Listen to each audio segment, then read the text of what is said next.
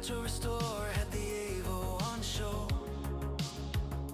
Meter on the bench, tools lined side by side. He gave it all he had with his usual pride.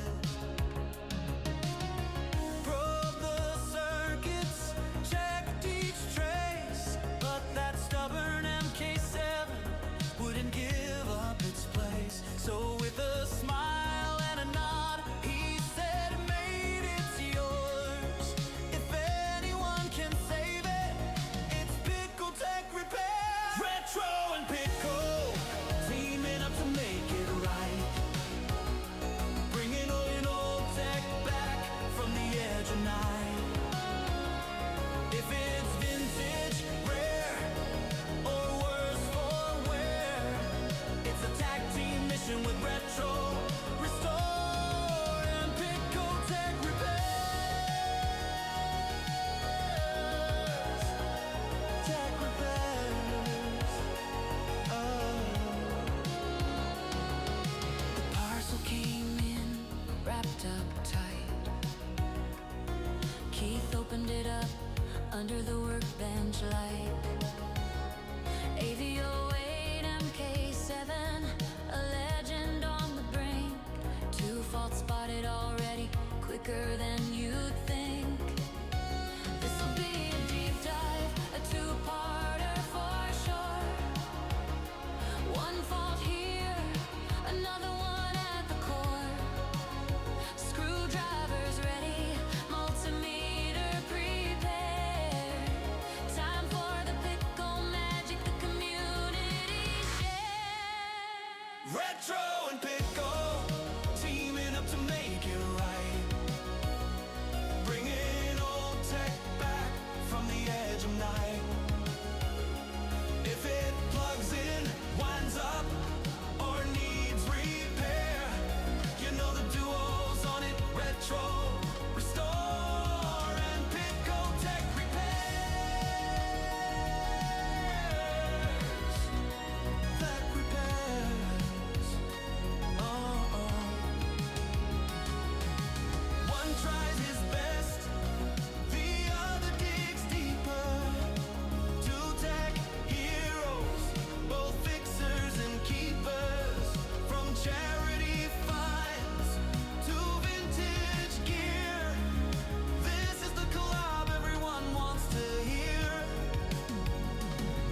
When one repair ends and another begins, together they turn breakdowns into wins. Part 1 diagnosis, revive, bringing this old Evo back alive. From cutouts stuck to readings gone cold, every little clue makes the story unfold. Retro pass the torch, Pickle takes the lead. A rescue mission every fixer can heed. Retro and Pickle, legends in the fix-it scene, saving classics, keeping history clean. If it's broken, rare, or needs that repair flair, call the dream team, Retro Restore and Pickle Tech Repairs. Tech repairs. Oh. One started the journey, the other takes it home. Together they prove no tech dies alone.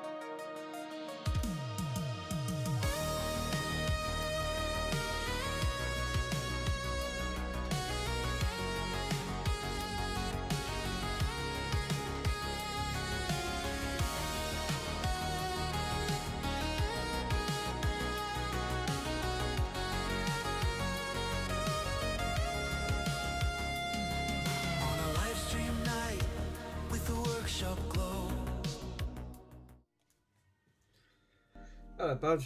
Right, so obviously we're back onto this on the front what I wanted to get to. So I want to get to this. Obviously, rock solid. So it's like you said, you don't need to really wait until that sort of aspect on it. So I want to get some sandpaper on there.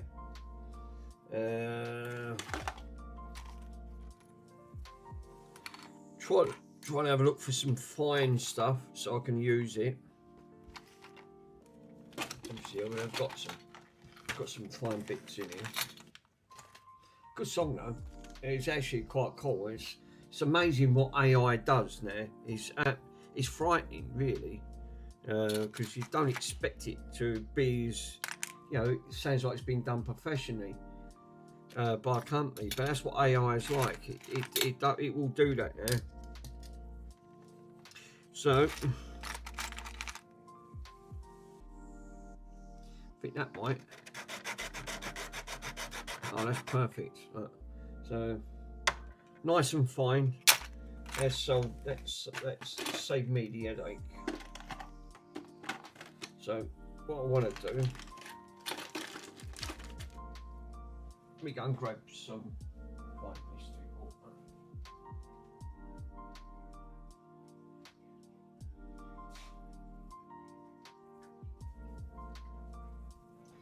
I've sent it in parts, so you should receive them. You should receive them. What's the day? Friday. It'd be Monday now.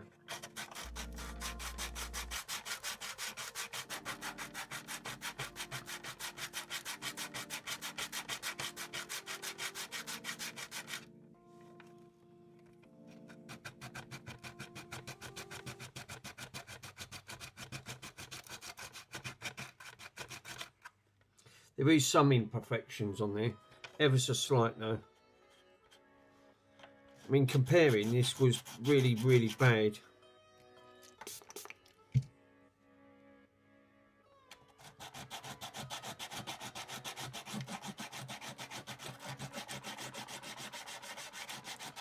Hopefully.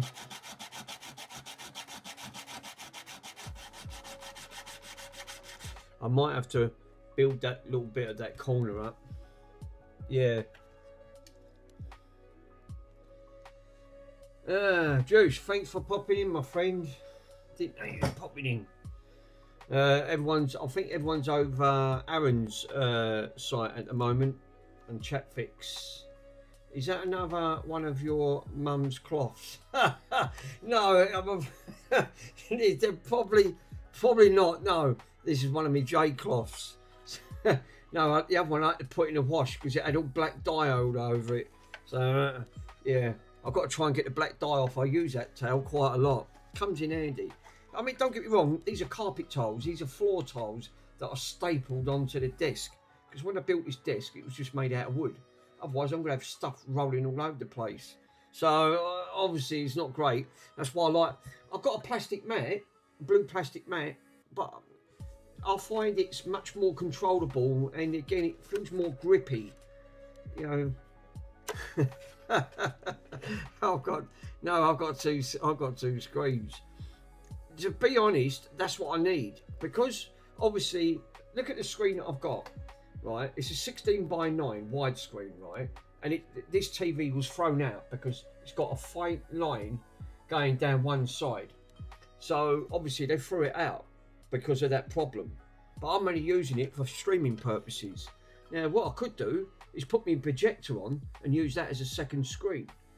Obviously I've got a massive wall at the back there and I can project it on there.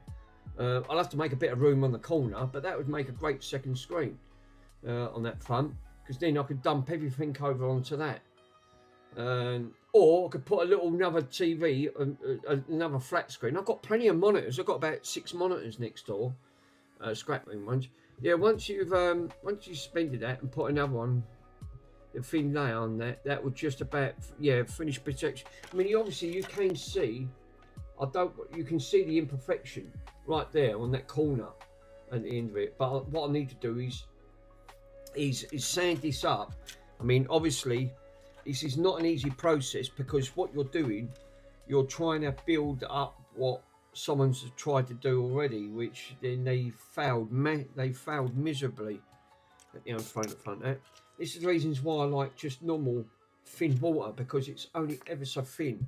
So it's just enough on there with these little sanding blocks. Yeah, that's what I would have put. Carrefour, how you doing, my friend?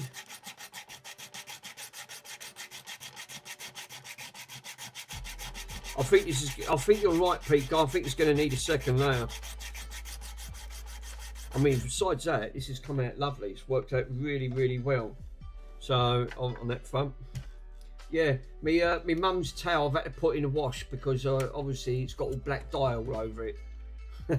I just tried soldering. I just tried that soldering. It's a bit more heat and it's really fast. I did tell you that it takes seconds. It's a really blinding. I'll tell you what I found, Carrefour, right? When I tried to solder about 400, sometimes you got to crank it all the way up to 450 and then it's perfect. But it's literally, it is absolutely, what a great soldering iron. Did it go up quick? I'm not used to that. I'm not used to it being so fast. I'll tell you, for the price, I've ordered a second one because I got a bit of a discount. So I've ordered the second one. I'm waiting for it to come. It's probably going to be after Christmas there. What handle do you use? The C15. No, the 706A. So on that one. So yeah, the C15, C10, or the C245. Oh, I don't know. I'll just use this one because they obviously give you a number of tips of the dials. I find this to be perfect because obviously these are lovely and light, and obviously I couldn't get into that gap yesterday on that Atari. This done it flawlessly, got right in. So no, I'm really impressed with it. I've got to admit, it's one of the best soldering irons. That looks like the C210. Oh, look, that could be then. Yeah, I think you could be right. But it's just the right size. Obviously, it ain't switched on. I won't be touching this otherwise. I'd stick to my hands and take the skin off. But it needs lovely and light. They're so precise, and because these have got a really, really fine tip, you can get right. I mean, when I say it's like a needle, it's thinner than a needle. This is perfect for getting in tight spots. Absolutely. I did say you wouldn't beat us, eh? Yeah, that's the 210. That's just chunky. It's a bit. That's just. I just checked my handles on that front. Yeah. So this is what I'm saying. You know, I feel more comfortable with this one. On that one, yeah. Worms is in. I didn't see Worms coming. No, I didn't see Worms coming here, unless he's hiding. Yeah, he's in. The Carrefour. Worms. I thought you was coming in. You missed the opportunity. I had it all over my hands, and there was no glue involved. No glue. So we had to mix this up. So this ended up being a lot better than glue. Mind you, I couldn't get all that glue off. It was so soldered on there, on that front.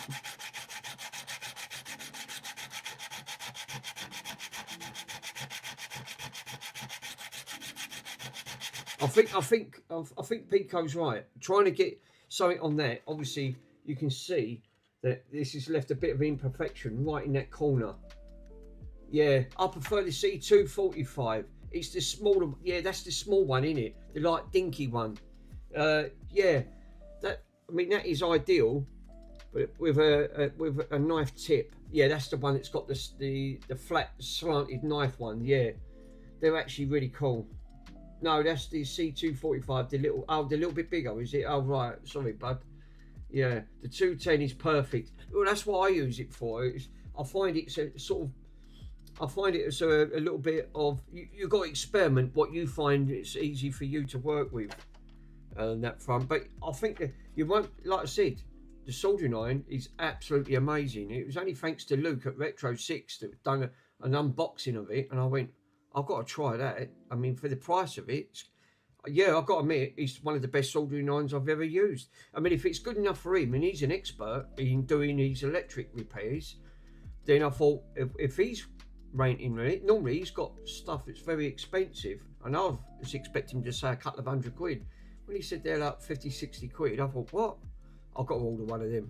Definitely get it on the order. And yeah, I've not been disappointed. He's still using these, and he puts it through daily use. Last night with the BBC Micro. Oh bloody hell! Unbelievable.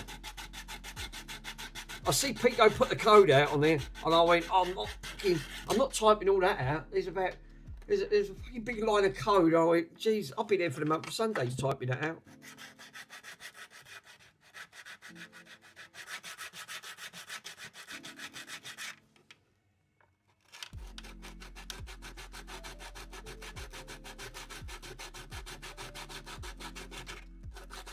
Yeah, you could always copy and paste it. Yeah, but you can't on that. Not on the BBC Micro, you can't. I've not known it to. You can't. I've not found a way around it, unless I'm missing out something. No, not on the BBC. No, that was for the BBC. That was for the BBC. If you read at the top, it said Micro, BBC Micro. Oh, it's an emulator. What, for the BBC? I don't think. Oh right. Oh yeah, I forgot, because there is an emulator for the BBC. Yeah, you're right, 100% right. You can do that on. That was for the HDMI side. Yeah, I think you can. I've never played them. I've never played the. I've never played that front though on the emulator side, because I've got the real thing. So.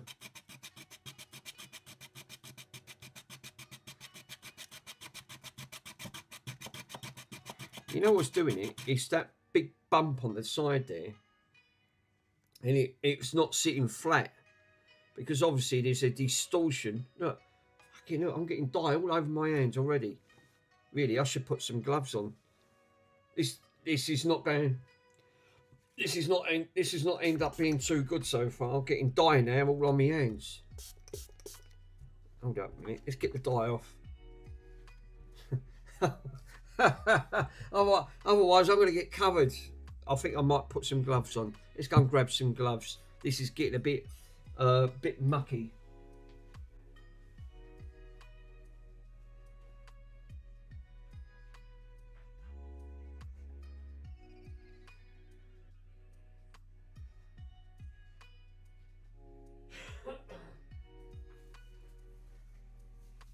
Yeah, I forgot about the emulators. Yeah, you can use it. I thought I would have had my Andy done me thing last night. He done my thing the other day, didn't he? Me Switch. I thought I paid for it. I paid for 24 hours. I should have had that today. Looks like now I'm going to get it tomorrow. So that's a good 24-hour delivery, wasn't it? I should have just bloody ordered 48 delivery. And then I would have got it Saturday. So it looks like I'm still going to get it tomorrow, regardless. Right. Yeah, it's definitely some imperfection there. So I think this side needs building up a little bit. So these little blocks are good. I've got a couple of these. These are enough good. They're really ultra fine blocks for like fine work like that for plastics. So what I need to do now is clean all this up. Obviously I need some kitchen roll. I thought I had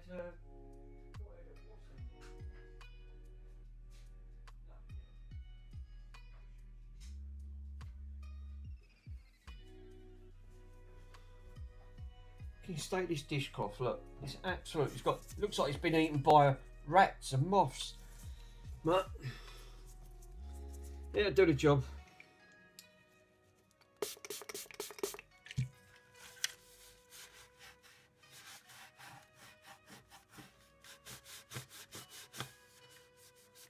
That's worked out really nice though. I mean, that stuff is definitely worked out better, and that's lovely and smooth. So that was a good choice. Definitely a much better choice to use this stuff. Just needs another little bit of thin coat.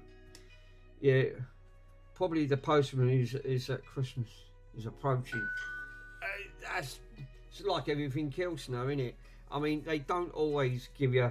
You know, you're paying for the bloody service, and they don't always get it. Because what I want to do, I tried looking into it, and I thought you could put on SteamOS on a Switch. You can't.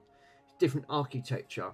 But what you can do, there is a workaround that you can actually make it look like a Switch, like a SteamOS, like this, the Steam Decks.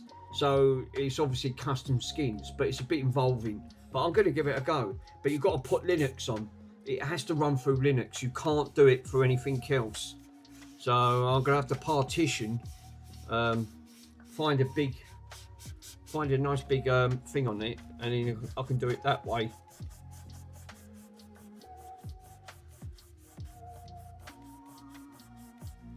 I'll tell you what, that has come up a lot better than what I thought. But now obviously I've scored all this up. I mean, I've got to score it up anyway because I've got to use a plastic primer. Obviously this, otherwise you can't just spray. You can't put black spray on this. It'll just a little bubble up and it won't coat properly.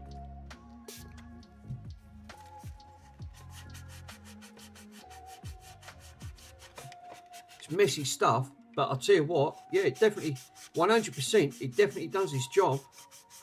But that glue did, I had a job getting all that glue out.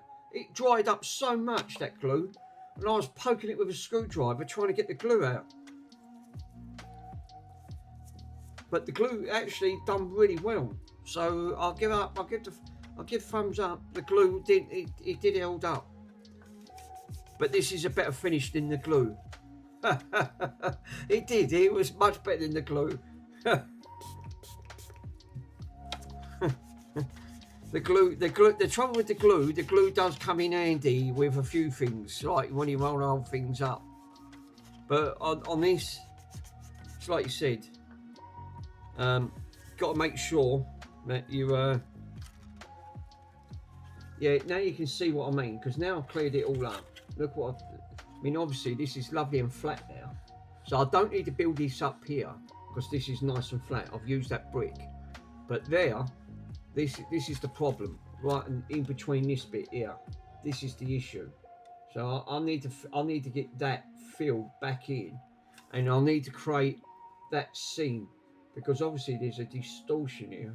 I mean, remember, what you're trying to put it back to the way it originally was, and it's not going to be bloody hard, because the trouble with plastics, like everything else, once it's distorted, you melt plastic. You know what it's like. It's like hot glue.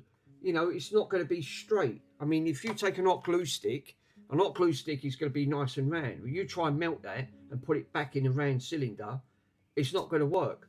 And that's exactly what's happened here. They've distorted the plastic where they tried to make a big hole in it to put this bloody switch in, and I'm trying to rectify it, and I ain't done bad. I've got most of that out, but I think it's perseverance. But then this is what I'm saying, retro, when you're trying to put stuff back, the worst ones by far is when you're trying to do retro brightening, which is obviously, that's really involving, because like you said, it's all about chemical reaction. But you've got to be careful, because the chemicals can actually warp the plastics. I was all right with the BBC Micro because it was very thick.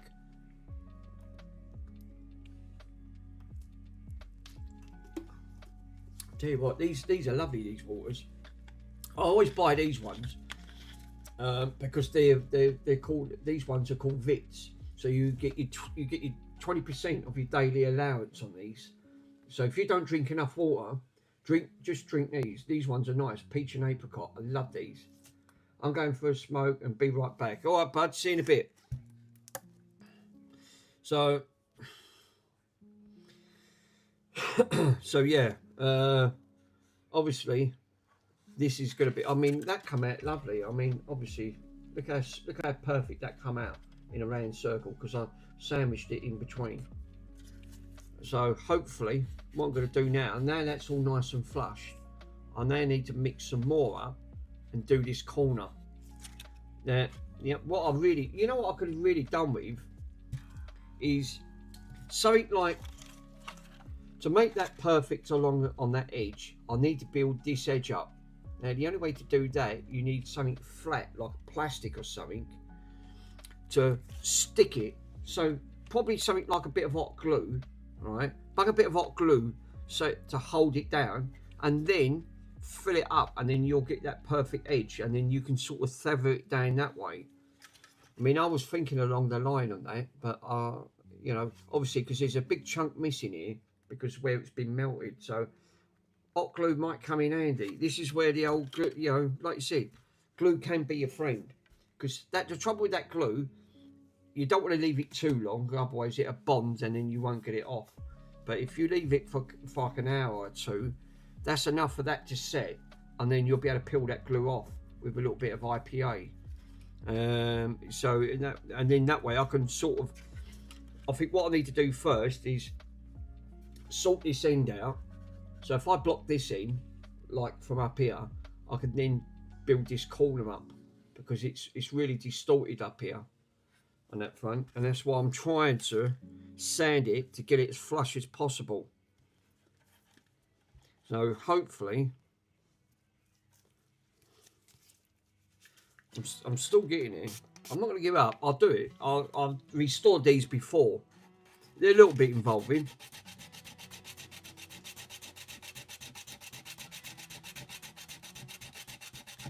Well, I've named my channel well. Thanks to Pico, he always ends up coming up trumps, so like he always does, bless him. And you know, he's really helped me out on quite a bit on there, so which is really helps. I've got some of my music, royalty-free music.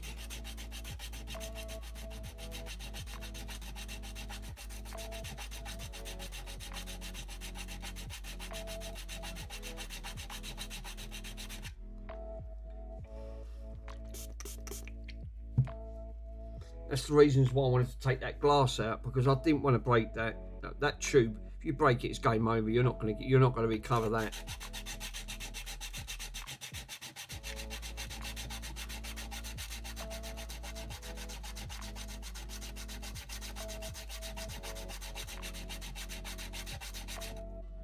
I think that looks a lot better than what that is, because that plastic was really warped along here, and now that's lovely and flush. I'm putting a little bit of pressure to take that plastic warpness out, and now it is, because now you can actually see the imperfection even better now. So all I've got to do now is build that edge up, take that corner on that front, because now I've got the otherwise I know what'll happen. If I spray that, you'll see that warpness effect. So now I've took it out completely with that little block. I'll clean this block up and it'll be a lot better. But I now need to make that corner up, because obviously it's distorted up here. But before I do that, I've got to do that little top bit up here, because this bit looks a bit warped up here as well, where they've warped it with, it looked like they've tried to use hot air, and it's really damaged it. It looks like they've tried to use a soldering iron and something on there, because it's distorted all the plastic.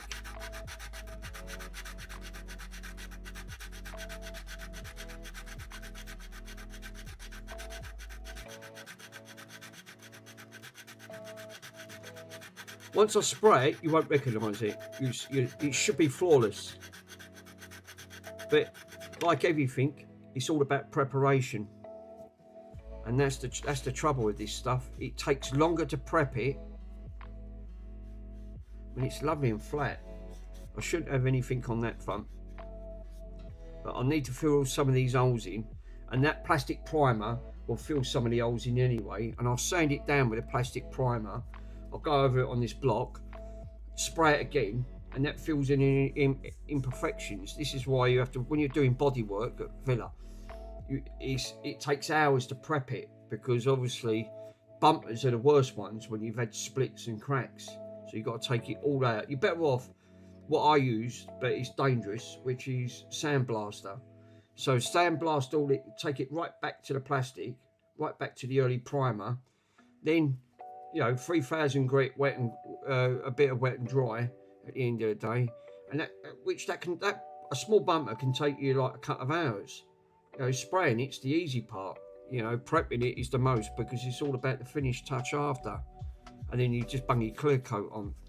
But like this, so I'm trying to get down to the imperfections, get it as much out as possible, because I can sort of build it up that way.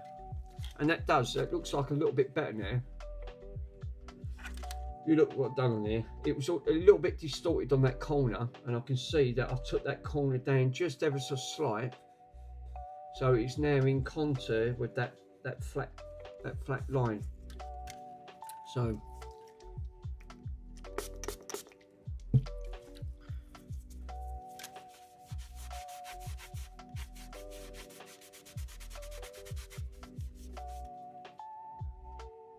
yeah, there is still a little bit there. I can see ever so slight, and it's right up on this bit.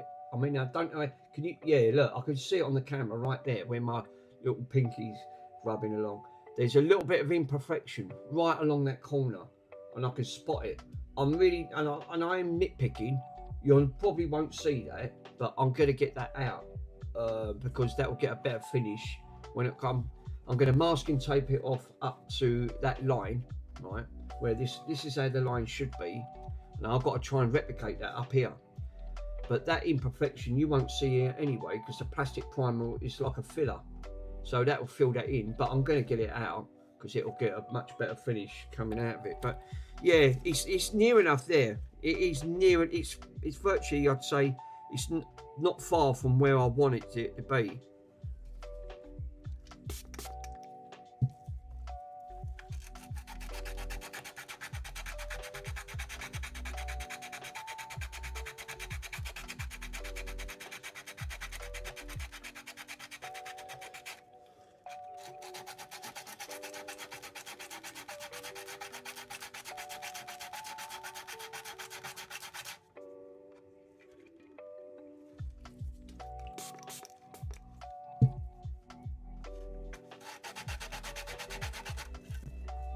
Give me a minute, guys.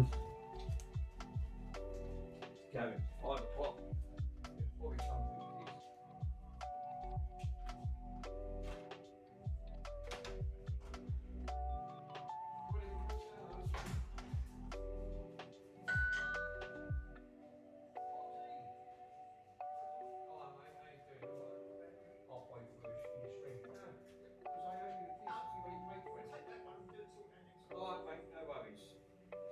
I'll put it on a completely new disc. The disc is flawless. Yeah, oh thanks John. So what's that? But are you right? Where you Yeah. going? Did you go to the park? Only take long, it's getting dark, isn't it? Yeah. He only rang up briefly. Yeah. Obviously keeping on that bloody game again. You said you were really into the stream as Yeah, well, quite soon. I've got another 3 subs today. So I'm actually quite good. So I'm building Get in there. you know, before you know it. It was saying I've got thinking ideas to finish when you're streaming for like half the game as well. Yeah, but like I said, I know what you're saying, it's like try and mix it, be a bit diverse at the end of the day. But I mean, in the game you get a lot of things. yeah, but I'm doing alright so far, so I ain't moaning. As long as you're enjoying it. Yeah, it is. See you later, bud. Well, so I ain't got nothing on him, so. It's one of my pest control friends turned up. I used to work for a very big community for doing pest control a long time ago. Still in steady contact with them. We meet up once a year. But obviously I got into other line of business, started doing repairs on computers and, you know, building, which I still do. I do it privately. I don't make an habit of it because it's not an easy task to try and master, and you've got to have years of knowledge, so which probably does help. I don't have any issues, to be totally honest.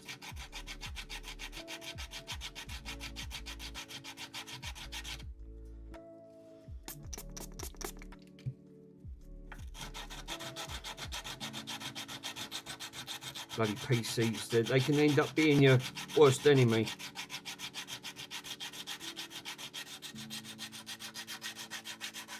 Nice to see PCDD pop in. So hello. So I said it's nice to have YouTubers they're actually started getting into the streaming. It's not easy. It's like you said, it's not an easy task. Now look, you know I was saying to you before, look at the difference between that warpage. This block is dead flat, right? You can see how flat it is, but you can see, look at the gapness I've got in between that. it's obviously it's warped where they warped the bloody plastic. I mean, if I put it there, look, it's perfect. If I move it up here, obviously I've got that gap there. So obviously this is still, it's not 100%. You're not going to get that out because they've warped the bloody plastic itself.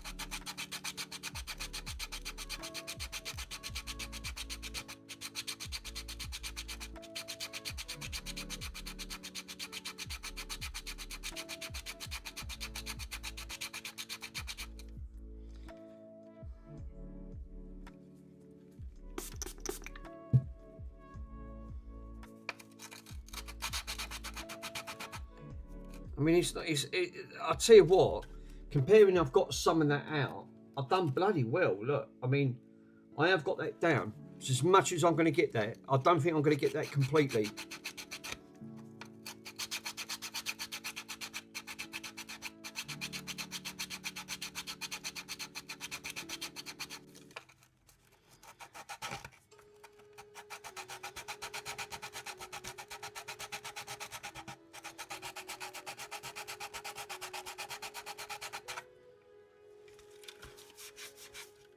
As I said to you about the mess on this, it's absolutely really, really messy, that stuff.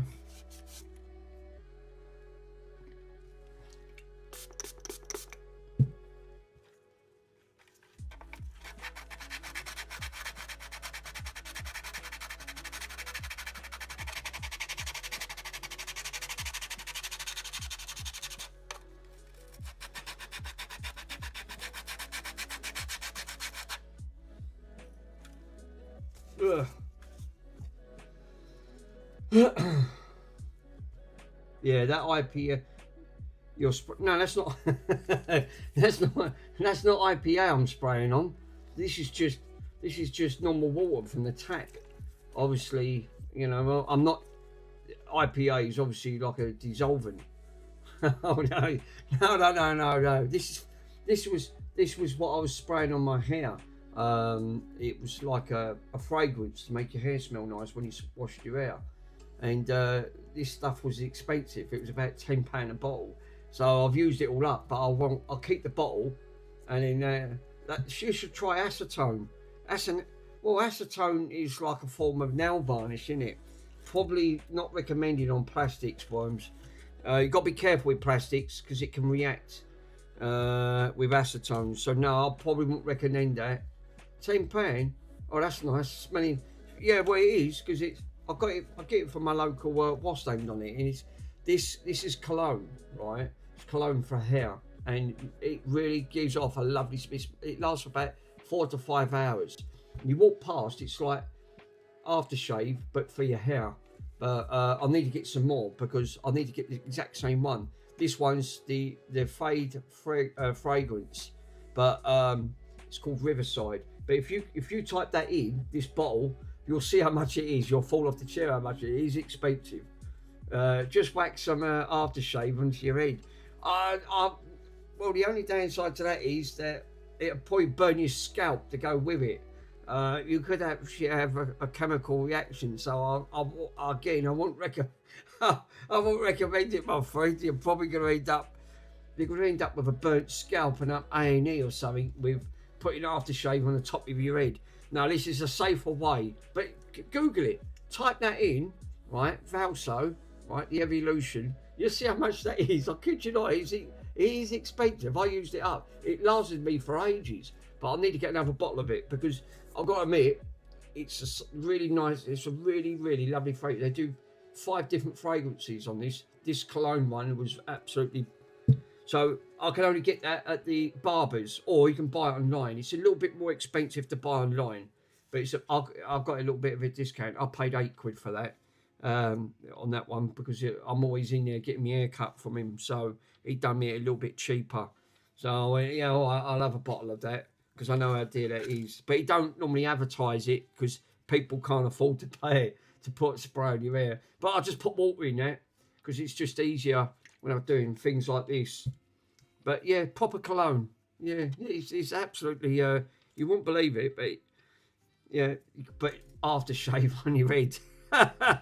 Yeah, probably like, you know, that you think, fuck me, my head's burning. Why's that? You know, and it won't be hot glue. You know, the glue ain't doing. The glue's not helping.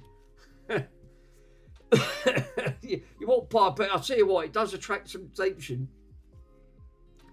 Showers on the women on their site.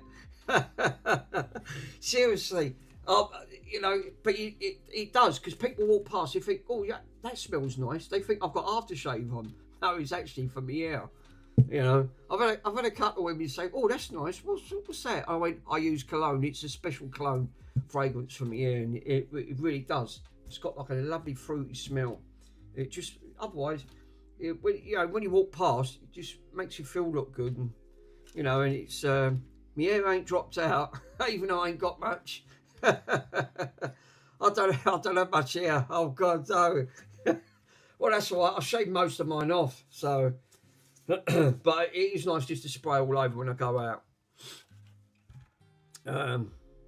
Mind you, saying that, that's the stream now. It never comes over as amazes me. £8 on Amazon. Yeah, I think. Yeah, it's actually, it's roughly around about 8.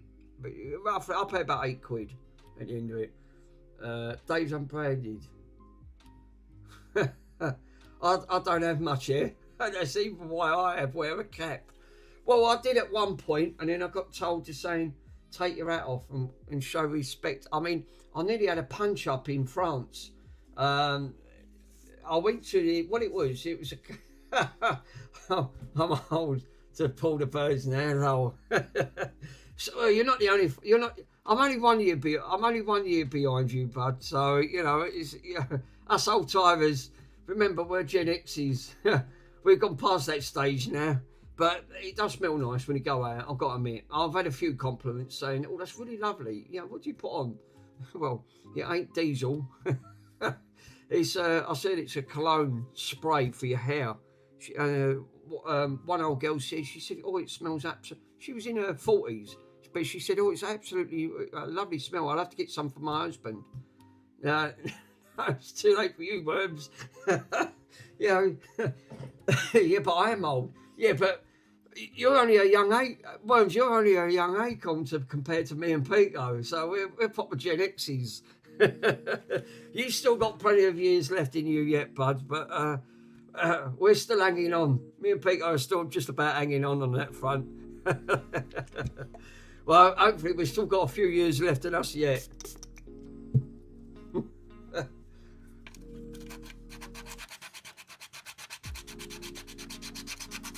When your hair comes out, you come out of your nose, your ears, and everything else. You know where you're getting old. And you just think, oh, for crying out loud, really? Yeah, it don't go out too great. I go through shavers like you wouldn't believe. If you keep whacking that stuff on your head, well, I believe it or not, I shave my head. See what I mean? So as I said to you, it comes out everywhere. But what I'm saying is, like, you have to look after yourself. When you start reaching 50 plus, it's a different ball game altogether. Once you reach that ball game, you see what I mean. You ache more. You get up. Your fucking back starts creaking. You feel like an old door. You just think like, oh my God. Everywhere I was, I kept in my head. But I ain't done too bad for my age. Some people from my age actually have lost near enough all their hair. Don't get old, Worms. Yeah, that's a good advice. Good advice there, Peter. Don't get old. I know we can't help it, but it just creeps up every year.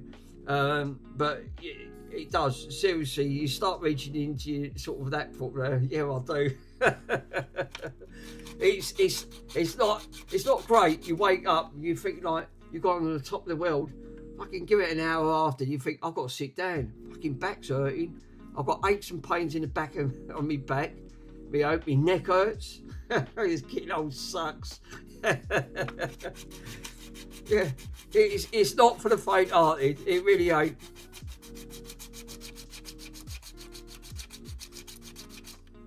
I mean, one of my best friends, the one that was in the picture, on that front. Still got a Black Friday. They still got a Black Friday sale on. Wow. I'm actually amazed. I thought all the Black Friday sales have ended. So yeah, me and me mate, when I used to be out on the old motorbikes, the old dirt rallying, when I was at your age, it literally, that was fantastic. Fuck me, I've had some. I've come off the bikes, scraped, but then when you're Gen X, you're used to it. You should just get off and shrug it off. Don't mean nothing, you know, until your bones start breaking, and that's a different matter. People still buy that stuff at that Black Friday con. Yeah, well, actually, well, I'm one of them. I did actually get me Lego sets because I actually saved about 50 quid. So, and then because I played it on my Argos card, I had 12 months to pay for it. So I did have to fork out all of it all at once. Makes it interesting.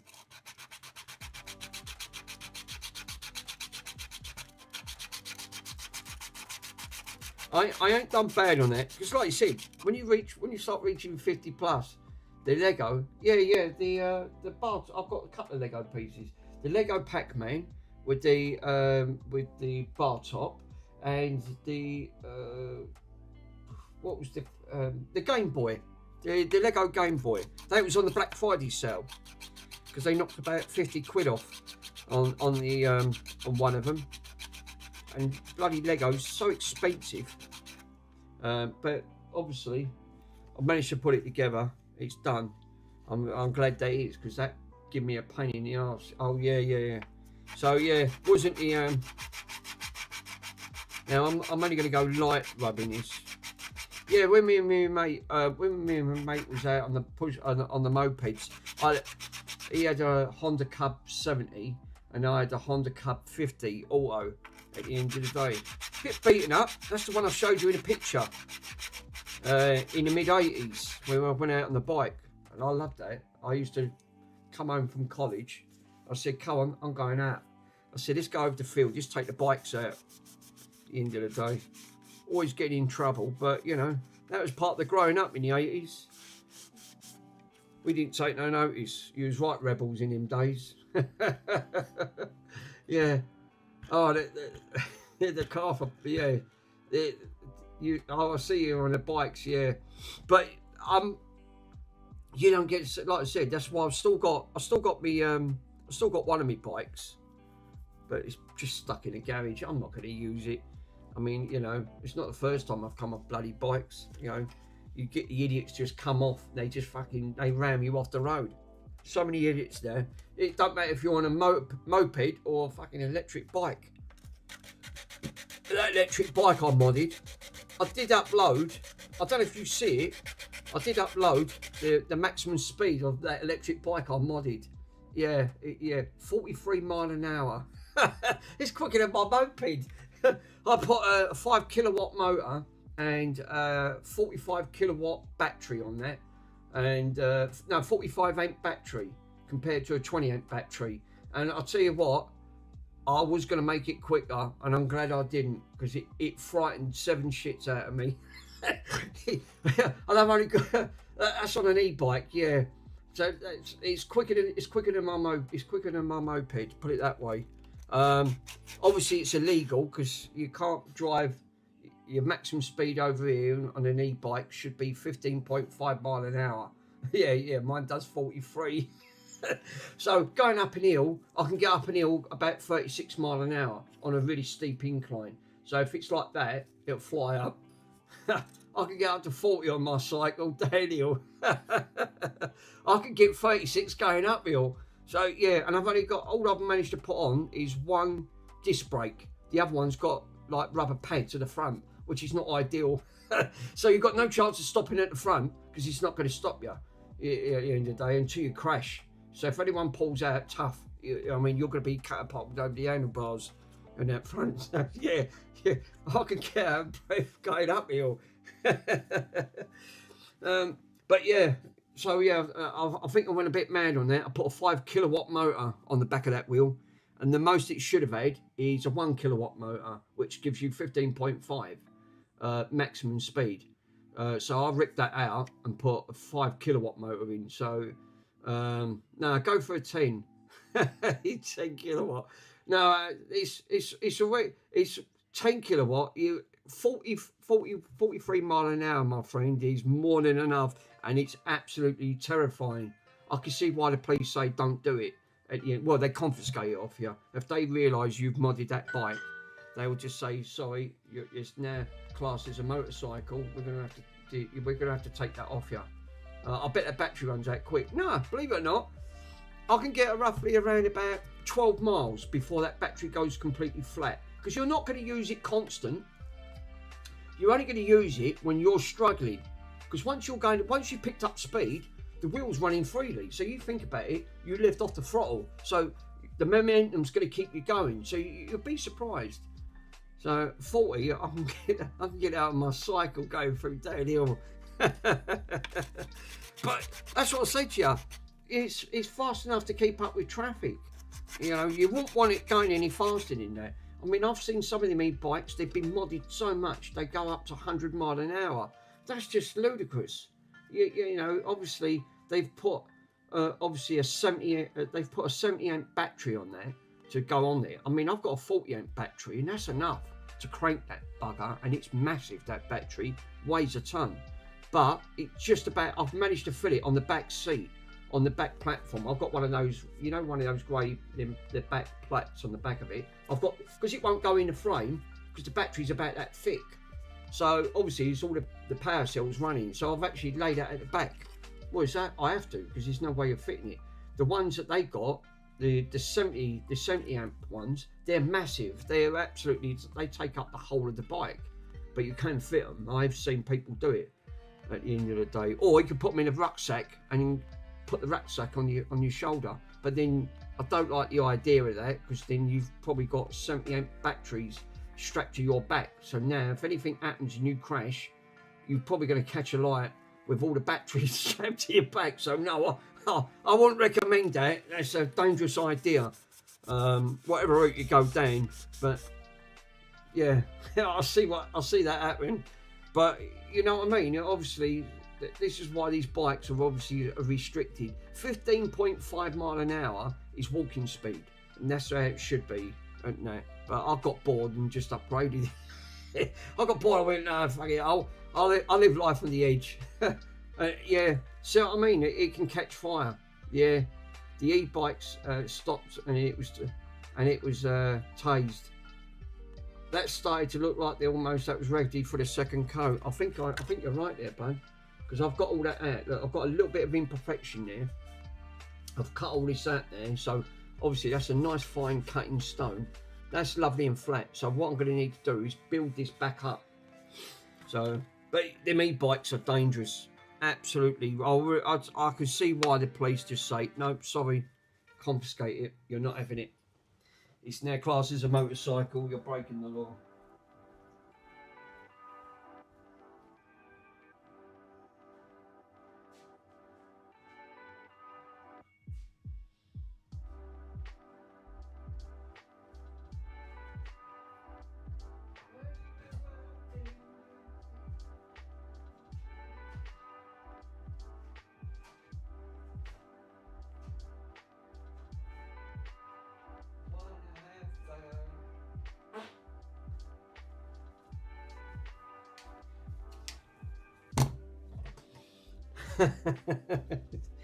Yeah, motorbike.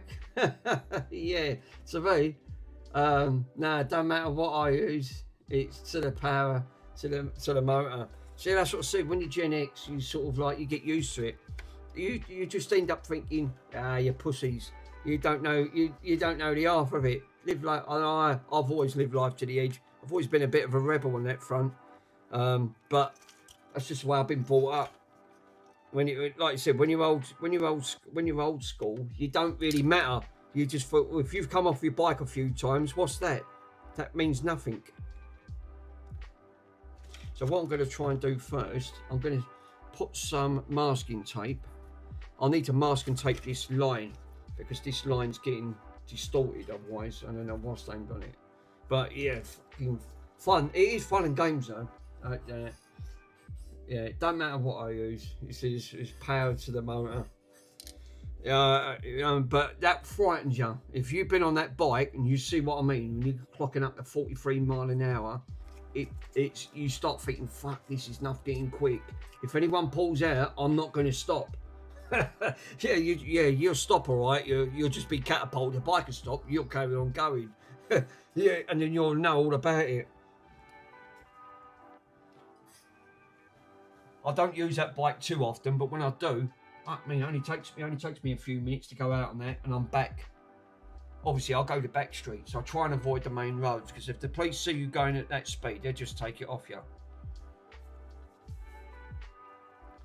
I reckon the police are a load of killjoys, because I think that people should be able to, you know. Everyone else drives like nutters on the road, so why not the bikers? I've got to find it. Where's that fucking...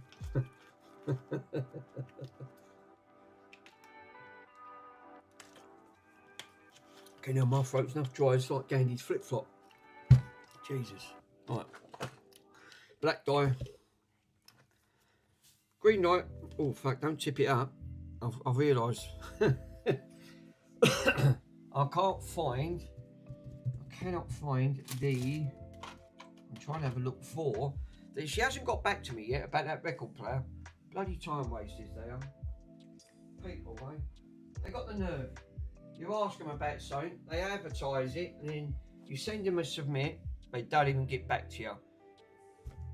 Andy gets that quite a lot on his stuff, where people muck you about. It's true, they do muck you about. You know, trying to set up and run your own business, at the end of it, you've got to be really successful, and it's not easy being successful to try and run a business. It's hard work. I know what it's like at the end of the day. I mean, I don't do too bad because I work with the hospice, so they help me out and I help them out. But I've always got jobs to do, so I'm never going to be out of work on that front, because obviously the amount of gear that I get off them. But the downside is I'm buying it broken. Well, all right, but that's also teaching me to fix at the same time. So, you know, you're not going to fix everything on the front, but even if you, out of the 20 items, you manage to fix 3 or 4, it doesn't matter. You still save 3 or 4 from the electronic waste. So that's why I didn't want to muck about with them laptops. I can't be arsed, to be honest, and you know, it's going against, really, I'm dealing with retro stuff. It's not really retro. So I couldn't be arsed. That's why I couldn't really be arsed with it. Yeah, you sell them online? No, most of the stuff I do on that front, and then all the money goes to charity. So yeah, but it's all right for Pico because he runs his own business. So you know, that front, I'd like to pop up there, but Manchester's too far for me to go.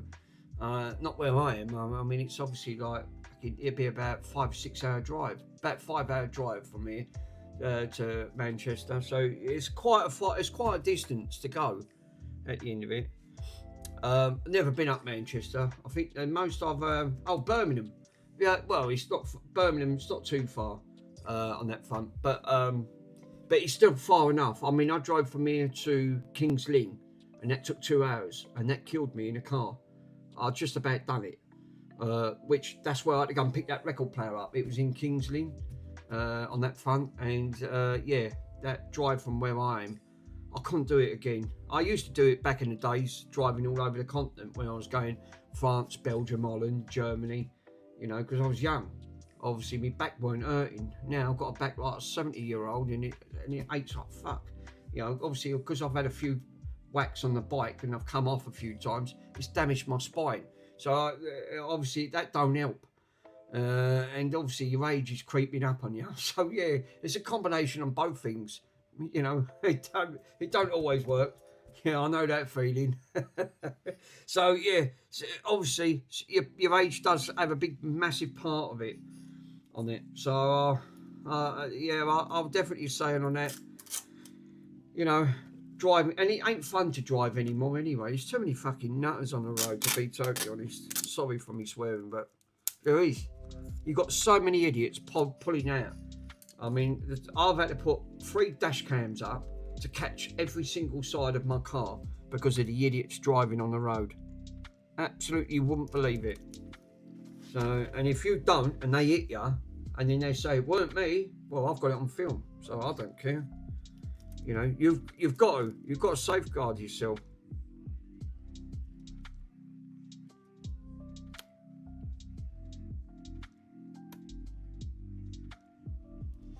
That's nicely. So what I want to do, I want to build this edge up, right? So I followed the contour of that line. So I want to get it as accurate as I can on that front there, and then I can build that up. And that's about as close as I'm ever going to get there. Because if you look at this side, it's slightly beveled. So you want to keep it about 1/2 mil going down on that front. So, and that's exactly what I'm going to do. So I'm going to bit of sellotape. Again, I'll double it, make sure that it sticks.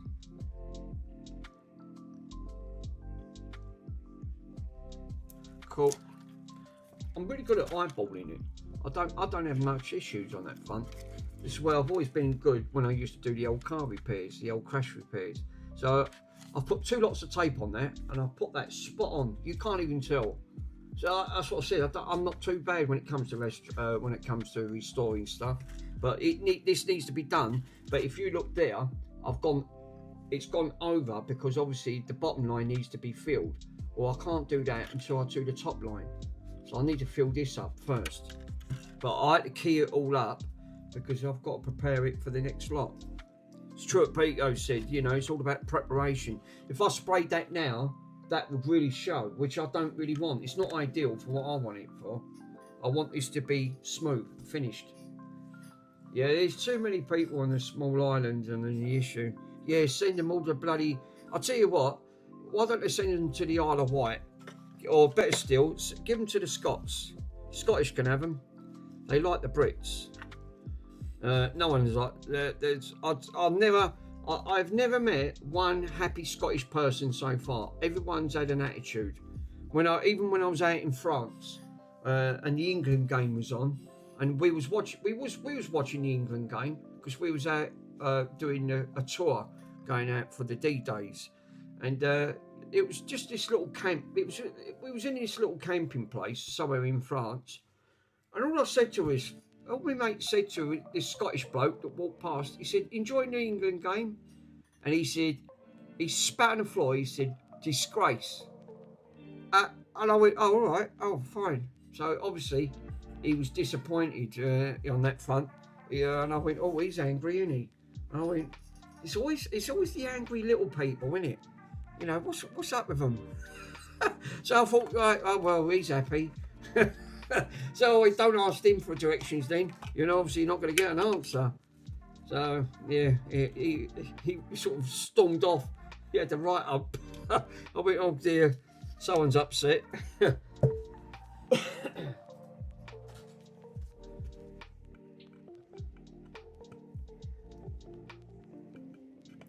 Mind you, I'd love to go back to Germany. One place I'd love to go back. We stayed in a lovely we stayed on the River Rhine, and it was just off from Duisburg. It's a little campsite. Oh, I forgot the German. No, I can't speak German. And it was our tent was literally on the verge of the River Rhine. So you had the bridge in the distance and the Rhine going right through. Absolutely lovely. And then I think it was the second day when we was on there, because we was doing the D-Day tours. So we was following all of the British, the French, and the German troops. So obviously I had a Toyota camper van, and I bought a load of the camo net. I camo netted the car. It's all right. I've done it really good. I got it on video, right? And I've just was named on it. And basically, we was following the sort of the tour that they was going from France into Germany. So it was a 5-day tour for driving, and yeah, really good. I really enjoyed that. I think that's one of my best holidays I ever had. And all I heard was one English bloke standing out, obviously watching all of the cars going past. He went, "Hang on a minute. That's not a bloody British car." He said, "Hang on, he said that's not." He said, "That's nothing to do with the army stuff." He said, "That's a British car. What's that doing here?" And obviously, I bunged a load of camo net, so it made it try to camouflage it, but it didn't work. But it was good. It sort of like blended in on that front.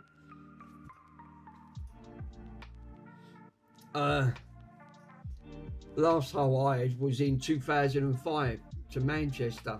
Bloody hell. That's what I say to you.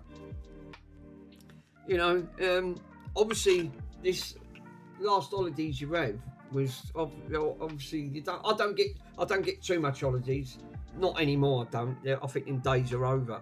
At the end of the day, obviously this is why you've got to have an hobby. And obviously as you get older, you want hobbies. You know, don't do nothing because obviously you'll go stir crazy. You definitely go stir crazy. I've got to get a bigger clip. That's not going to be big enough to do some mixing. Give me a minute, guys. Let me go and grab a bit of card.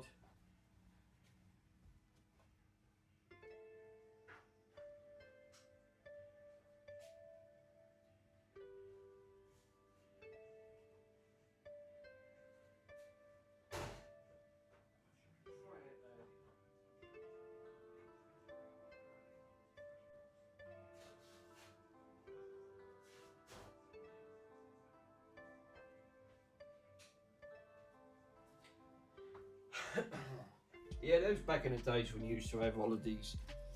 The last holiday that I went on proper with my family was 2005, and that was to Spain. Everyone used to go to Spain. San Antonio. At the end of it, it's always one of those Ibiza places. You know, everyone had to go there. And you see more Brits out there than anywhere else. So a bit of cardboard, good. So, oh yeah, yeah. What's this? I took a bit of fluff off for a week. Yeah, you're back again. Yay! Oh, it's Andy. What's your hand? All right, bud. Borat's back.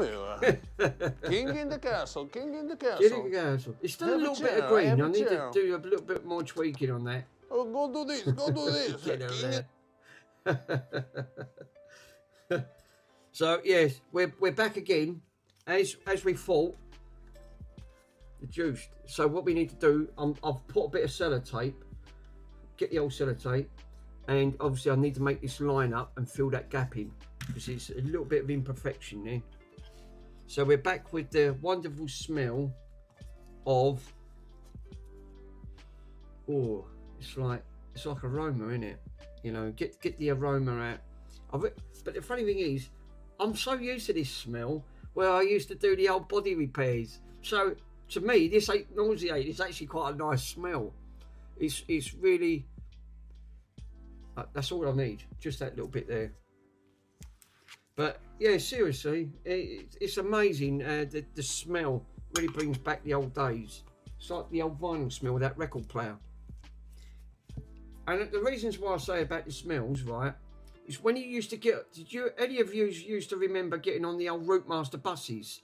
I did in the 80s, the jump on, jump off buses. Fucking times I nearly come off it, well, I nearly missed the handle, went catapulted. I mean, you know, that's obviously quite common.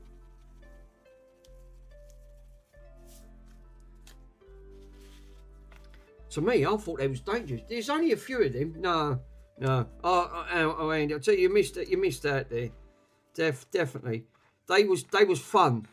And I used to like sitting upstairs, sitting right at the front, and you had a big metal bar going right across the front of it. And the downside to that is that it looks like you was driving a bus, or sit behind the driver, so it felt like you was driving a bus at the time. I used to pretend that. Looked like I was pretending to drive the bus.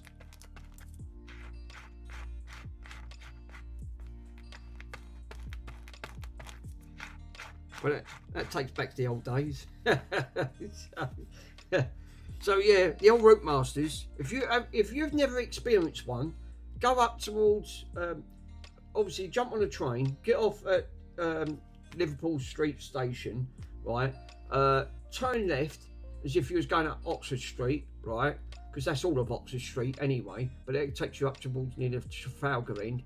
If you follow that and get probably about 8 stops down, they still have the Routemaster buses. If you've never been on one, right, have the experience of going on one, you'll see what I mean. I used to be on them all the time because they used to be round here as local buses. So I didn't have any issues. But I used to love going on them buses. This looks like fucking gunpowder. It's just like, seriously, it looks like gunpowder. Very gritty. I think that's going to do. I'm not going to put no more on that. I've had a few of the in business in my times, yeah. Seriously, it does take you back now. If you've never experienced it, go on it. At the end of it, London can be expensive. I mean, now you've got to watch about pickpockets and things like that. There's a lot of scammers up there. I used to make regular trips up there. The only place I normally go if I drive up there, I'm about half hour away, is Greenwich, the Greenwich Observatory. Even that's changed up there, but the Greenwich is good because you get at the top of Canary Wharf and you actually see the whole of London. So you get to see like Tower Bridge, you know, the Thames Barrier. Yeah, I know all about that. It is now. It's actually, yeah, it is. I'm afraid to say, if you're going up towards Tottenham Court Road, right? Obviously, that's where the main train station is. All trains will get into central London. Be careful. Don't have your mobile phone out. Put them in your inside pocket and do zips up. Don't take your phone out. Take your watches off because they'll target you. They will target you, and a lot of them now are all Eastern European. Shame. So that's how it's got. I went to London in 2009, I believe it was. Yeah, it was. Like I said, it was much better in the 80s. London was really free at the point. Didn't have no issues in the 1980s. It was a right good place to go to. I always look forward to it.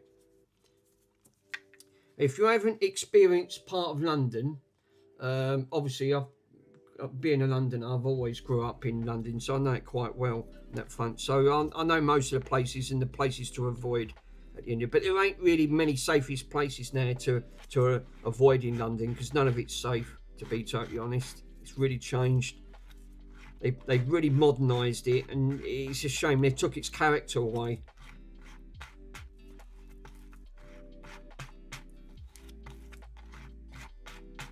Yeah, I only made a little bit, didn't I? Look how much that made up. Fuck me, how much is that? And this is what I'm saying, it's true what Peter said, you only need a little bit of that. Such a shame. It is, I'm afraid to say, that's the type of society we live in now. It's now even got to that point where it's not even safe to go. Mind you, it ain't even safe to walk out your own bloody street door. You know, it's. I literally blame the government. The government's got a lot to blame for this because they've allowed it.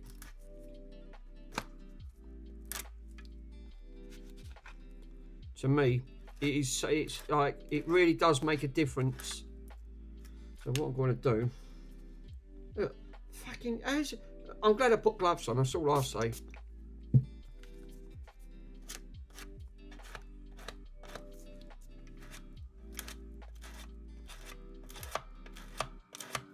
So what I'm going to do, I've only used a little bit. I've mixed all that up. A little bit drop of water, just to give it a little bit of resistance on that. I've put what I've done on here. I've actually put I've put some sellotape so it won't go past that point. So.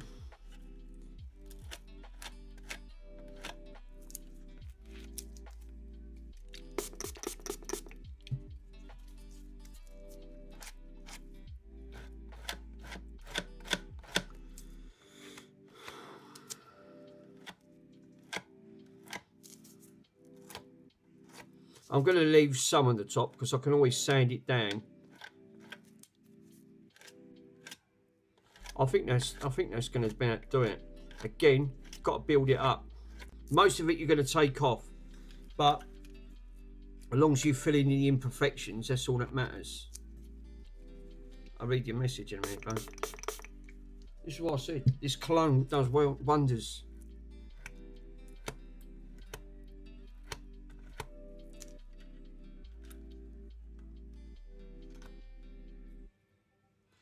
And that looks good to me. I'm going to leave it like that.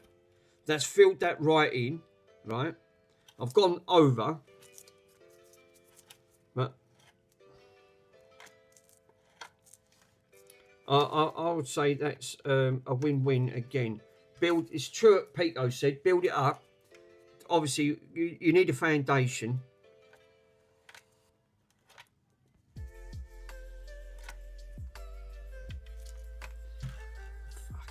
This stuff is messy as hell. It really is super messy. It's not.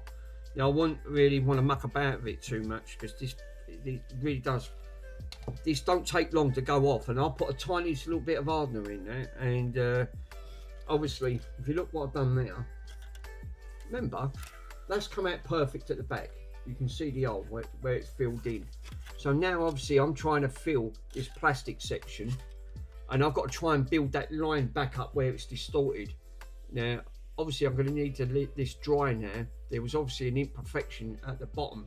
Filled in a lot, but I've gone over and cover it. So I can lightly sand that. And because this is acting like a filler, that will play into my favour because then I can feather it out. So blend it.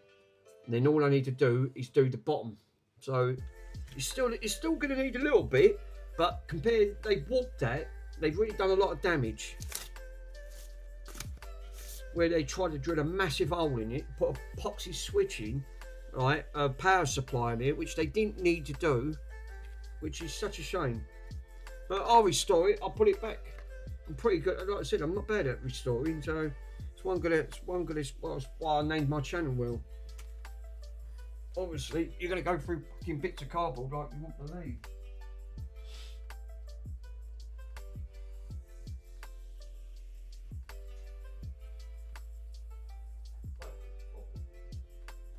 So I'm going to let that dry, leave the sellotape on there because that'll give it its line at the end of the day. So London's, yeah, I wouldn't recommend going to London today. I'd stay away from it. From the Netherlands, will you go there again? From the Netherlands, I've never been. Yeah, from the Netherlands, I've never been to the Netherlands. That's one place I've never been. I've been to a little bit in France. Well, a little bit in France, not all over France. It's mainly the outskirts of France, like Amiens, Dunkirk. Obviously, I can't think of the French places. I've been to Dutch, which I find I'd never go there again. Absolutely rude. Absolutely, they really don't like the Brits, right? If you walk in their bicycle lane, God forbid, you will have the worst day of your life. We found that out on that, so I won't go back to them places again. And then we went into Germany, which out of everywhere we went, I would go back to Germany in an heartbeat, and I would not even miss it. We had such a warm welcome to the Brits. They really made you feel welcome out there at the end of the day. So I would say if you've never been to Germany, go to Germany. You'll have a warmer welcome than bloody France and Belgium at the end of it. The Dutch really don't like us. They don't like the Brits. They like the French. They spit on you. You walk past, if they knew you're a Brit, they would ignore you or spit at you. We found that out. So we had that a few times when we was over there. So no. Yeah. See what I mean? Look, this was all clean. No, from the Netherlands, go there again. But I might take my girlfriend down. It didn't match. There wasn't that much crime, so we'll have to wait for a bit. I did say that would be now cost 3 coats. Yeah, you was right. You spot on there, bud. But yeah. So yeah, I wouldn't recommend, guys, if you think of ever going into London, don't. I really wouldn't recommend it. Even the police don't recommend it now. There's so many Eastern Europeans in London. There's so many pickpockets on the trains, right? London-Liverpool Street has always been hectic, right? Because I've been to quite a few places in London on that front. And they've all said the same thing, that you've got to watch out for these people because they try and target you or sign you up for something to get your details. Well, the only things it don't work for is Londoners because they know the schemes. They know what it's like at the end of it.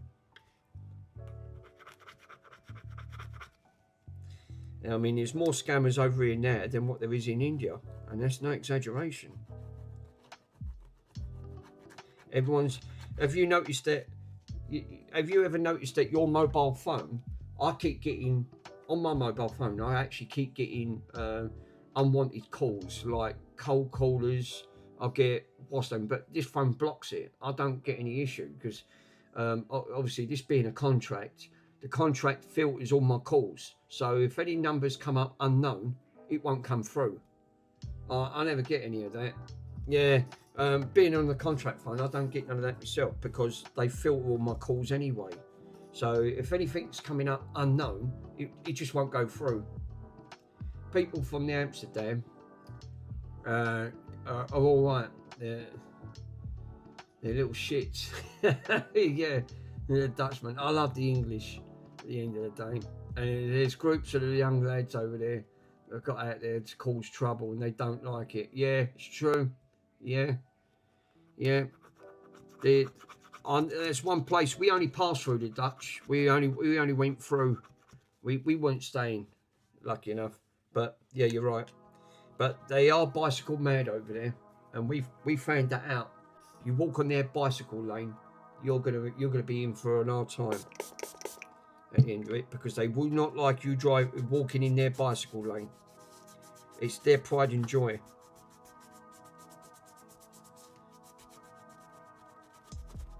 There's a big red light district out in places in there, in the Netherlands. Not the Netherlands, the Dutch.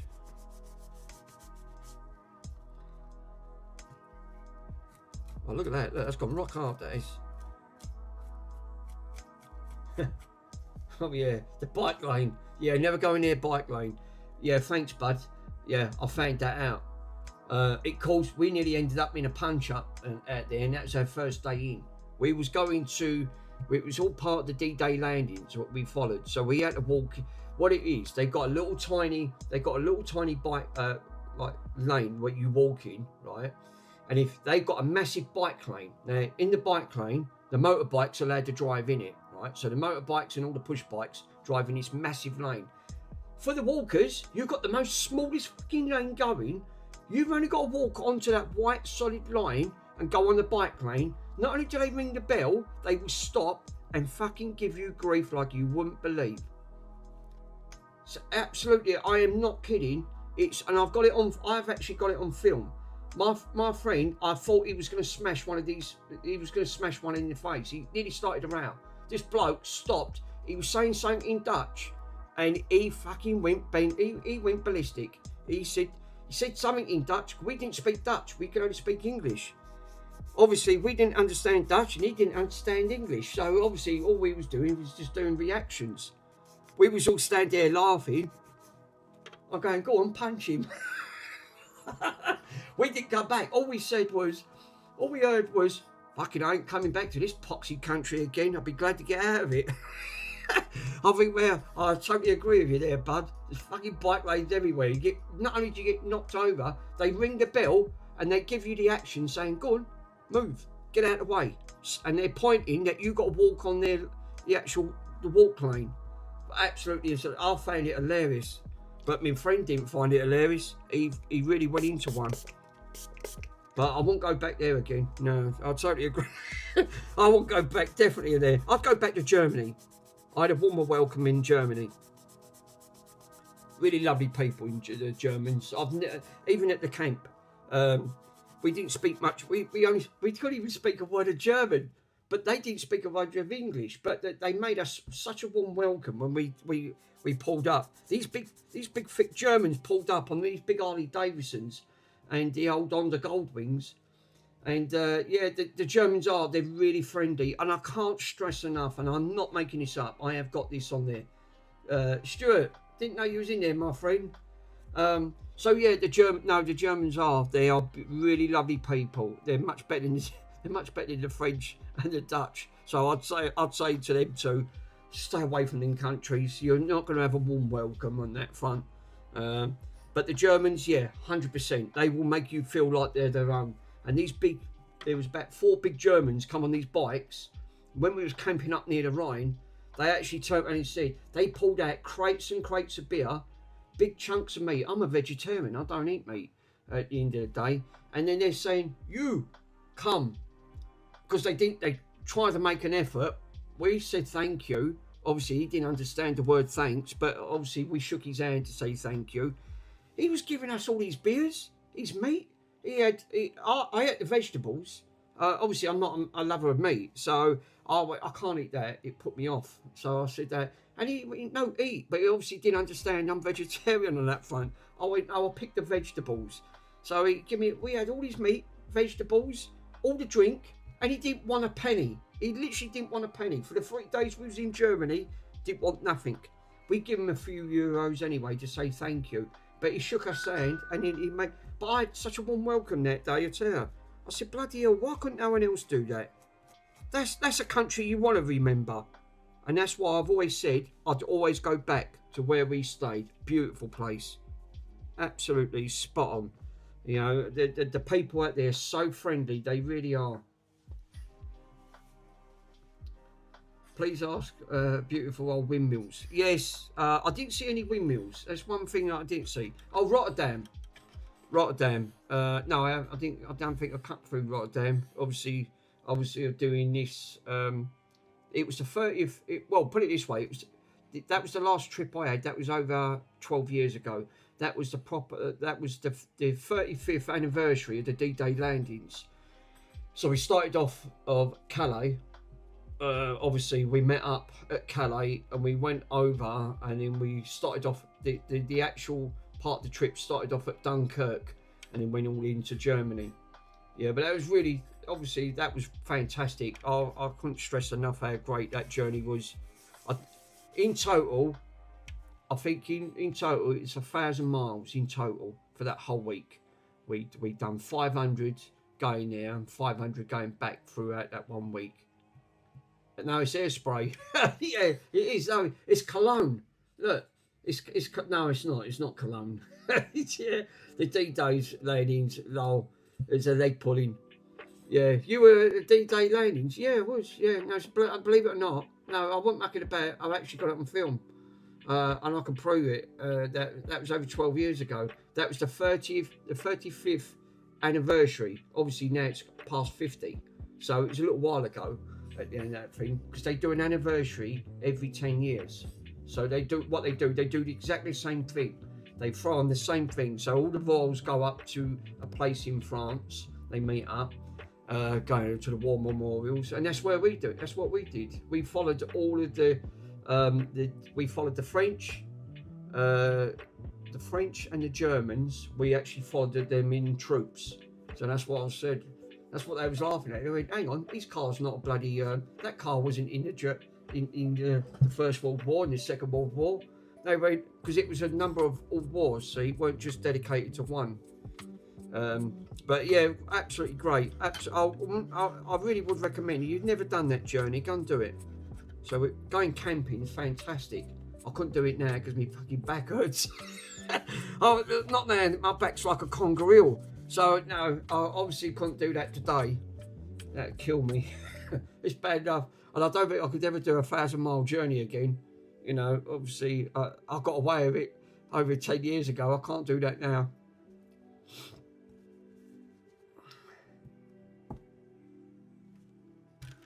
Yeah, that should be dry now. Do you reckon?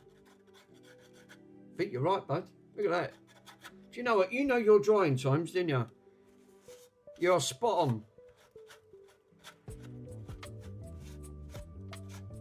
So I've obviously got sellotape over this, but I'm going to leave it on and just give that a light sanding. So I'm going to go and grab another pair of gloves because this is going to get messy very quickly. All right. Put that there for a minute. Where's that die? I don't want to knock that over. And then I've got the block over here. Stuart's being safe. He's playing safe. He ain't giving out his ball games on that front. Where are you from? The UK.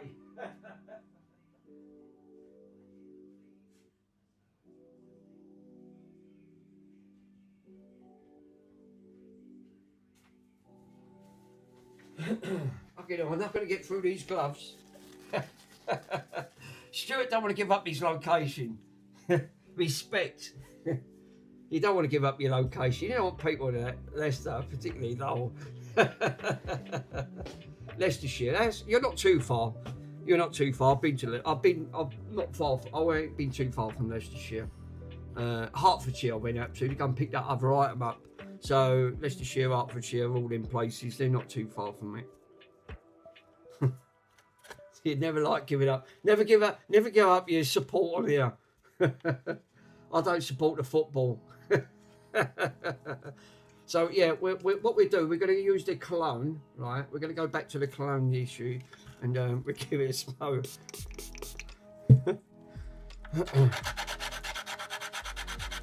A little rubber do.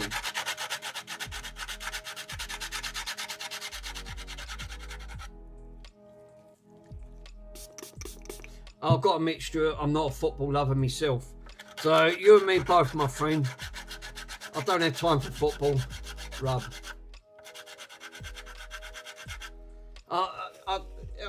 It must smell really, really nice in here by now. Yeah, it actually does. Yeah. Yeah, I've got a mixture of old plastic and sort of vapours from the actual thing itself. So yeah, it does. It's got a very nice smell. Yeah.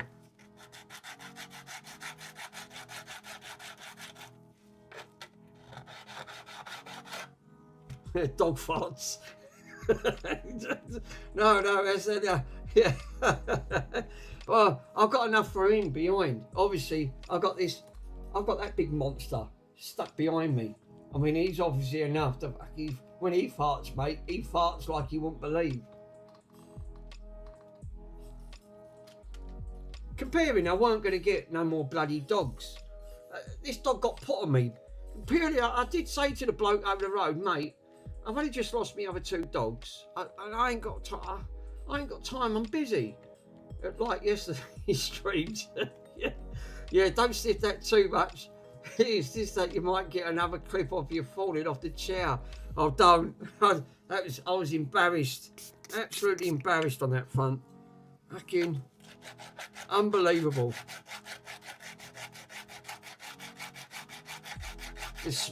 Mind you, I don't mind the smell of cellulose. Cellulose is a lovely smell. It's obviously like all smells, isn't it? You know, you get addicted to anything.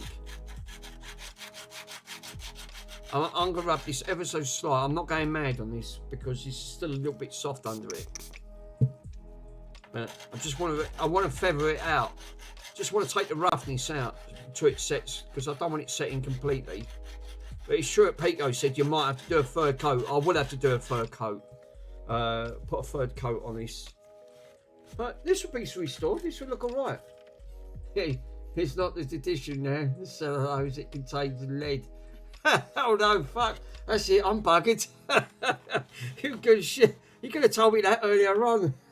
Listen, now I come back and think, fucking hell, hang on, I'm breathing in lead. Hang on, I've already breathed enough lead in when I was doing the soldering. Obviously, that fucking solder sucker, the actual, the vapours on that, I was breathing that in and I felt it. It contains cellulose, so it also contains lead. Yeah, but it does smell nice though. I wouldn't want to eat it or lick it.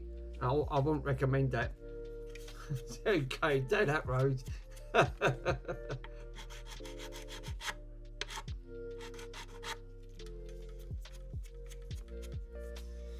But Pico's right. I mean, obviously, this is fantastic.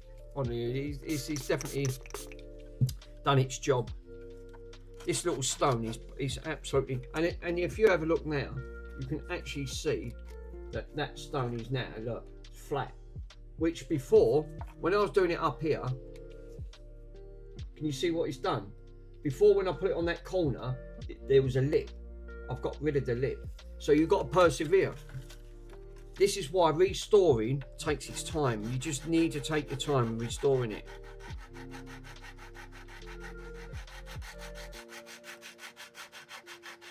That's why I named my channel Will. That's all I seem to ever do. Yeah, you still sniff lead. What? You sniff lead? No. Well, not intentionally. No. I mean, I wouldn't recommend it. Because why do you think I put it down? This is not meant for kids. I mean, obviously, you're gonna put out the wrong message, and your account gets demonetized for obviously saying you're telling kids now to sniff lead. No, kids, don't sniff lead. If you're watching this and you've got an illegal copy of it, one, you shouldn't be watching, and two, don't listen to what I say.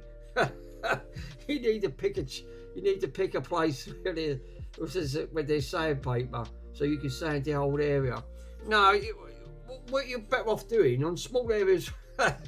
What you're better off doing on that street, you're better off just doing it in small areas. Because the trouble is, the idea is that you want to get the imperfections out. If you're going over, you're taking out, you could putting imperfections into an area, which the idea is it's all about control.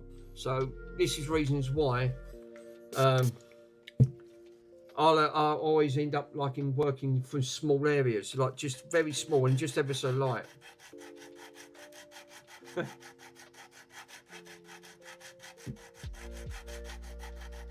Oh, I forgot. I've got 3 new subscribers today, so I'm up to 103 subs. So I'm doing something right. So yeah.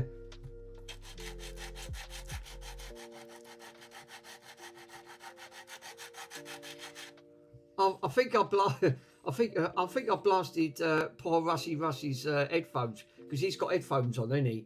Obviously, and I'm partially deaf, because obviously when you get to our ages, your hearing goes a bit whack, right? And where I've been up to so many bloody air shows and stood behind so many jets, it's knocked 7 bells straight out of my ear holes. So obviously I am going to have to shout a bit to speak up, because otherwise I can't hear myself on that front. So yeah, I think I blasted his eardrums. He said to me on the street, he said, careful bud, I've got earphones on, and I forgot. Then I realised what he said. So I've really blasted poor Russie's ears. I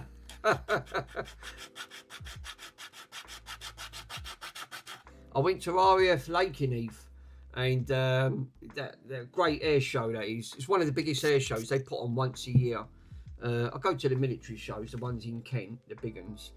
And but the ones the RAF Lakenheath, they put on, what's that?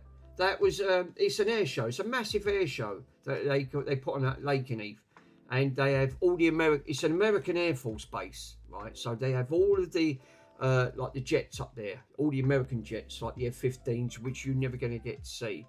And fuck me, is it an awesome? It's you get up close and personal, and the Americans again, really nice base up there at the end of it, and really lovely people, and they always call you sir. They never call you by Mister. They always call you sir. They have respect. I respect them for that, and I like that at the end of it. I'll go every year. I didn't go this year because obviously I had other duties to attend, so I had to miss this year. But normally I'll go every year. We pop up there for a couple of hours.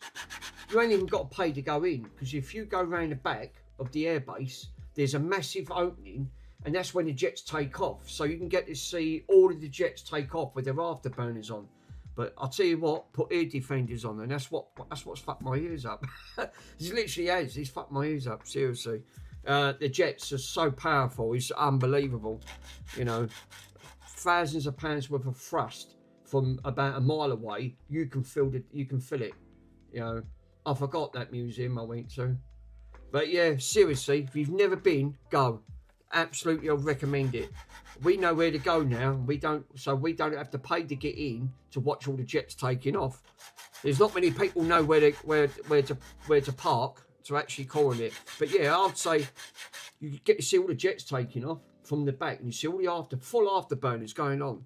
There's thousands of pounds worth of thrust, and even though it may be a mile away, you can feel the after effects from that thrust. It feels like a sonic boom right through your chest. So it's an awesome sight, it really is.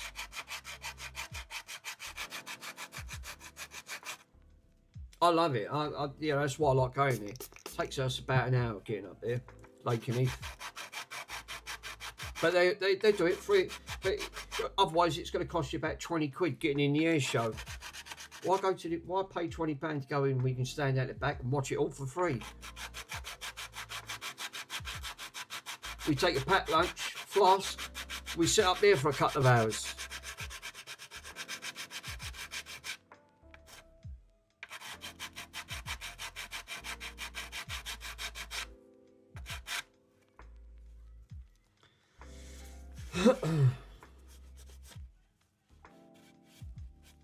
Well, I would say that looks a lot better than what it is at the end of it. Obviously, you've got to get a little bit of imperfections because of that grit on that. The actual fact is that I believe it was an Empire War Museum. What was an Empire War Museum? I've got pictures of me and the old child standing next to one of them old bouncing bombs. Yeah, well, I'll tell you what, if you really want to go to a good museum, go to the Imperial War Museum, just round the back where the London Eye is, right? It's round the back of the Elephant and Castle. No, more sanding. Yeah, it's going to need more sanding. I thought it did. Yeah, that's free to go in that museum, the Imperial War Museum, right? It's at the back of the Elephant and Castle. And if you don't know where that is, simple trick is head for the London Eye, right? Where the museum is near Tower Bridge. Well, no, it's not Tower Bridge, it's London Bridge. It's like where Big Ben is. If you head towards Big Ben, you're not far from it. Yeah, that's where I went. And it's absolutely fantastic. It's free to go in, don't cost you nothing. I've been there a couple of times. Got loads of pictures up there. You want to go to? I'll tell you what, Stu. If you want to go to a good war museum, and again, you can jump on the train. It's at Henderson, right? It's free to get in. Doesn't cost anything. Just watch that line. Otherwise, for that sharp, I will do, bud, because I'm keeping an eye on it. If you want to go to there, go to the Henderson Warman Museum, right? And it's all for the planes and other bits. And again, it's free. It's free to get in. It's a 5-minute walk. Literally, you come out the tube station. When you get off at Henderson tube station, you turn left, walk straight up, and you'll see a massive police station, a training police station. It's right bang next door to the training police station, and it's free to go in. I've been there a few times because my friend told me about it. And that's, if you want to take someone there, go there, because again, it's fantastic and it's empty. It's always empty in there. It's a massive airfield and it's just lined up with planes, bombs, and all other bits. There's a V1 in there. I've been there a few times. It's really good. Again, great day if you want to go out and go and spend on it. It's called I'm pretty sure it's. I can find the information and I'll put it on. I could actually put it on the Discord if you're interested. I ain't been there for a few years, but it's still there because it's right next to the training ground. That's why I'm rubbing this ever so slight, because I don't want to rub this line out. Yeah, that'd probably be closed down by now. It's full of immigrants. It's full of immigrants. Well, no, it's owned by the MOD, innit? So I doubt it, because it had all the planes there at the end of the day. It's probably closed. Because you're right, it probably is got full of all the immigrants there. Now remember, I can't stress enough, we're being monitored by the police, remember? Exactly. So, you know what happens, didn't you? If we say anything what we shouldn't be saying, we'll get taken down and we'll have PC Plod banging at our door with handcuffs and tasers saying, you said this mean tweet on the post, well, now you're under arrest, you're going to get 6 months in jail. Seriously? Mate, I never said it. Mum's the word. Seriously, I'll zip up. I won't say another word, promise. I've never heard so much crap in all my life. Seriously, you can't say immigrants because you actually, yeah, it's true. You really upset a few people now. No, it's not me. I'm just saying. I'm not saying against anything about immigrants are welcome. Just not round in my ass. I can't. I've got a cane Corsa. The trouble is he'll eat anyone that comes through that door. Police and all. You're right. That's what I said to you. You have to be careful what you say. You know you'll upset a few people. This is getting here, bud. It's taking it out. I'm rubbing ever so slight.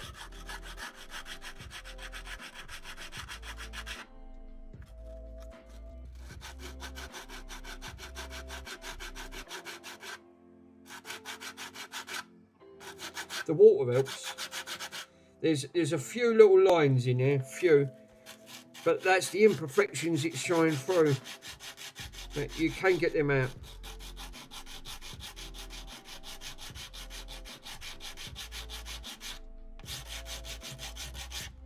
I mean that stone is really fine, so it is getting it. all jokes aside now, I don't want to upset anyone. No, same here. I'd rather just say mum's a word, you know. Now, come in. I'll do you a cup of tea. Do you want a cup of tea? I might have something stronger.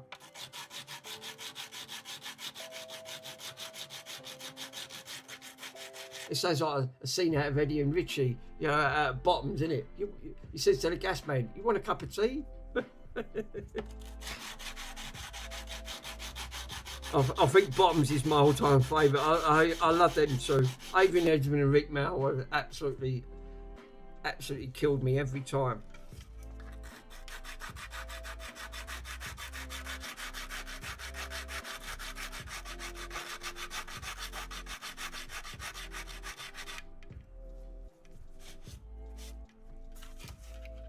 There he's going. You can see it. There's still a lot of imperfections in it, but I'm rubbing it ever so slight because I don't want to end up causing an issue with the line at the end of it. But that's obviously helped. I mean, that's lovely and flat now. I mean, there's no shadow of doubt. You know what that wants at the end of it is, like you said, what I might be able to do is to take them imperfections out, do it again in white, right? Don't put no black powder in because it's the black powder that's causing the imperfections. Smear this out and then lightly rub it down. I think I might do that. Fill them imperfections in, then that'll come out perfect. Because it's going to have a plasticizer over it anyway.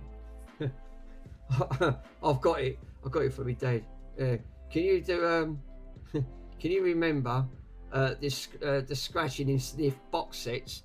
No, but what I did remember, and I don't know if people did remember them, was the old, yeah, you know, like the cards that you used to rub off. You smell the perfumes and things like that from Avon, right? Avon used to shove these bloody cards through your door, right? Oh yeah, because of the spray, and it's just be fine. It'd be coming over. I might do that to get that, because if I take any more off, I'm going to start getting more imperfections coming through. So I think I'm going to stop there, fill it in with the last bit. That will take all them imperfections out. Yeah, Avon used to do the old, you know, they used to shove crap through your door. You didn't want Avon. You used to tell them, mate, don't put it through my door. I'm not interested, right? Fucking they didn't bother. They still shoved it through your door through the Avon book, thinking that you was going to have it.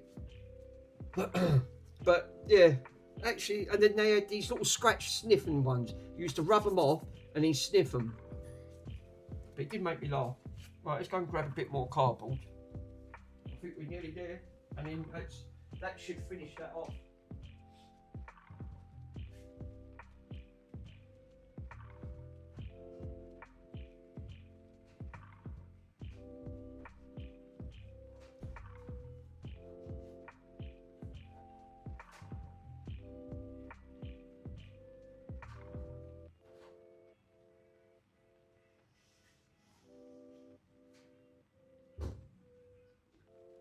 That's alright.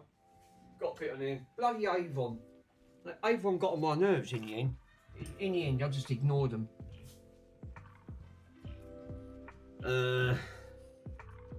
Wait, I'll check now. How's the level as it was first straight with the edge? Yes. Well, I'm not going to take it off yet because I've got it on there, but we've got the edge. We've got the edge back. Looking at that. Let me wipe it and I'll show you. So, like I said, I'm not bad at it when it comes to this stuff. I'm not bad at all. I don't have any issues of restoring. I've never had them. I've been pretty good on that front, trying to get this restored back because I want to get this. It's got in there. Obviously, I've got to do the bottom part, but obviously, because the bottom part's got an imperfection in, it's got a bit missing. But with now, I want to smooth the top, so I'm going to leave that on. And you can actually see now I've got the line back, which we didn't have the line back before, right? Obviously we want a little bit of a lip, but then I can curve it after I take this out. Because as I put this on, I will smooth this out and that'll feather that in. So I shouldn't have any issues. So what I'm going to do, I'm not going to put black powder on now because it's causing imperfections to cause this gritness effect. So I'm just going to mix some white up, plonk some white straight on it. Fill it in, let that dry, and then we should be good to go, because it's still got to be sanded down.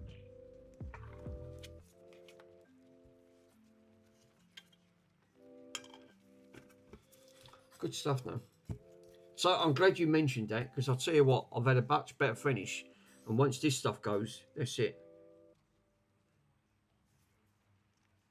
Like you said, you only need a smidgen of this stuff. You don't need a lot.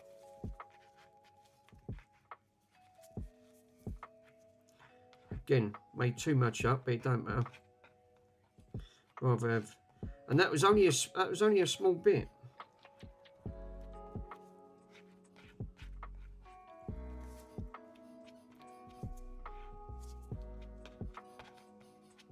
This is now should be a smooth effect. So hopefully, what I'll do now, I'm going to smidge that off and just smooth that over. Lit that.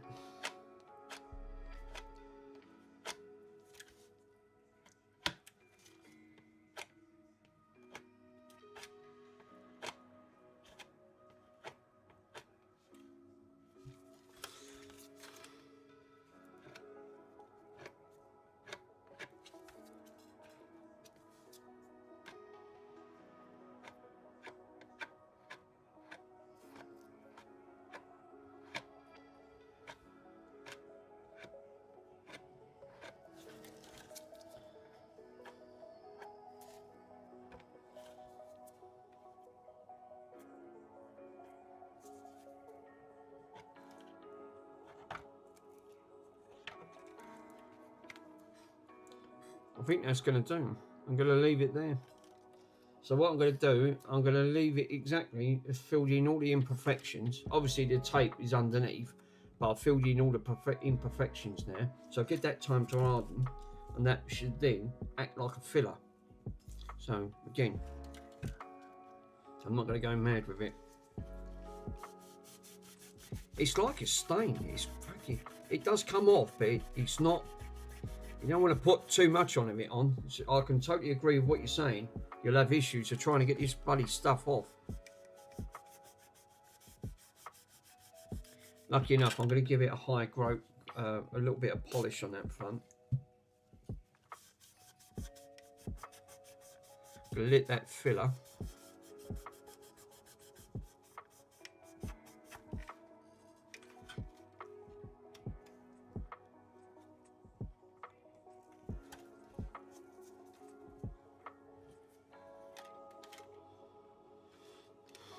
But we should be good.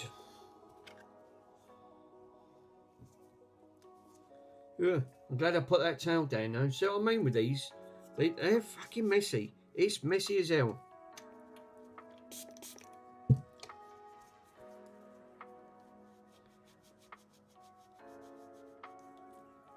Yeah, I'll let this dry first because I can't get this off otherwise. Put it on there. I think that's good. That's definitely good now because, like I said, I can feather most of that out. Just as long as I get them like the imperfections of it, then I can get rid of this because obviously I'm making a right mess here. I'm getting it everywhere.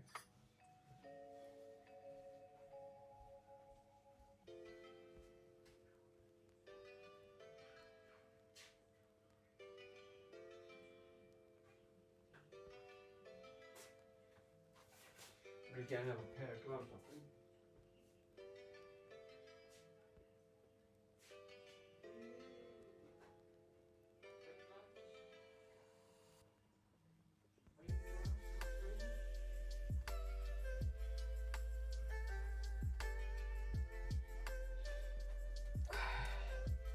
Oh, smell of cellulose paint. Lovely. Who don't love the smell of cellulose paint? Hold up, I feel like a surgical. I feel like fucking surgical gloves trying to put these gloves on. Obviously, the others all got stuck to it. Yeah, fucking nightmare to put these gloves on. Like, absolutely not easy to try and put on. But I do recommend it. That's a couple of nights now. I ain't had to have my diesel heater on. One of them Chinese diesel heaters. I mean, the temperature has been plummeting lately, but when it goes up 4 degrees, it makes it a lot warmer. Because I ain't got no heating in there. It's literally, they took the gas meter away, so I've got no gas meter, so I can't have the central heating on. I don't think I've had a gas meter in here for the last, coming up to now, nearly 6 years. So it's completely been taken away.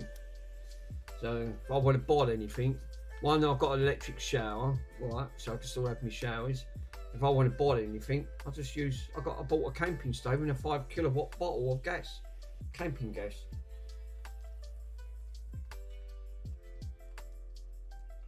It works out cheap.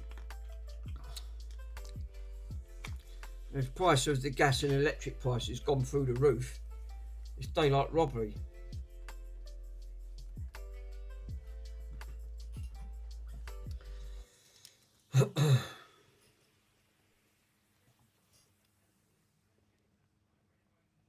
Yeah, so I'm going to feather that edge in. I think that's a sensible move. I'm going to feather that edge in.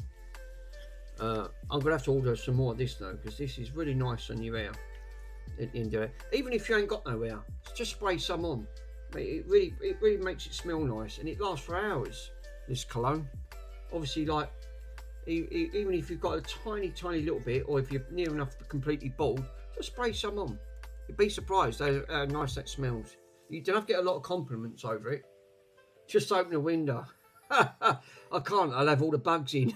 That's it, I won't be able to get all the bugs out.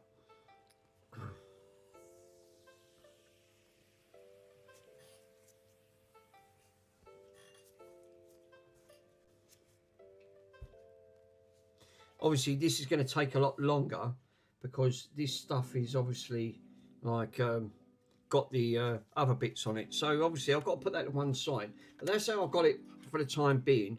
I've put more. I've used it as like a filler now, so you ain't going to have any of the imperfections in. I mean, you're never going to get it smooth like this. You see how smooth that is?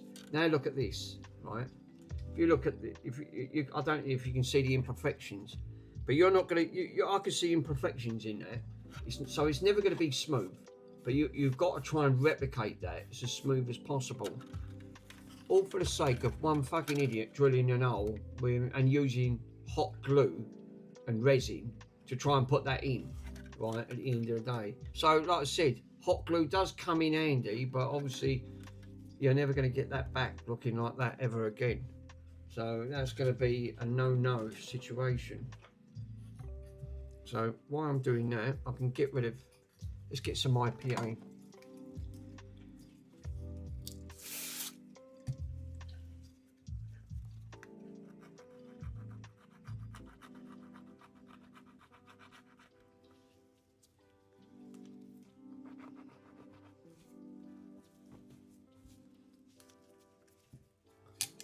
Just open the window. Yeah, Henderson. I think I forgot the name of the bloody place of that now. It's Henderson Museum or something. It's not a transport museum. But yeah, it's still there. See what IPA's done? Look, IPA done that. It's literally come out in clunks. That's why I didn't want to use IPA, because it's a dissolvent. So when Worms was actually trying to say, yeah, no, it makes sense. He just nails it. I'm used to it by now, bud. I'm used to it. You know, I've had 10 years in the car industry where I've been doing crash repair cars. You know, my job history is just it's just ludicrous. I can say I've worked with a little bit of everything. It's probably why I'm good at. I try to do a little bit of everything, which is good. And I encourage in that at the end of it. The only thing I didn't get to was quite late, which was only the last 3 years, was to get into doing electric repairs. And I wish I started that at a young age, because obviously now I'd have been up to where Luke at Retro 6s, you would have been up his level. You would have, you know, it took him 6-7 years to get to his level. Obviously, self-taught. There's no courses on this. There's literally none. Jack of all trades on the Masters, none.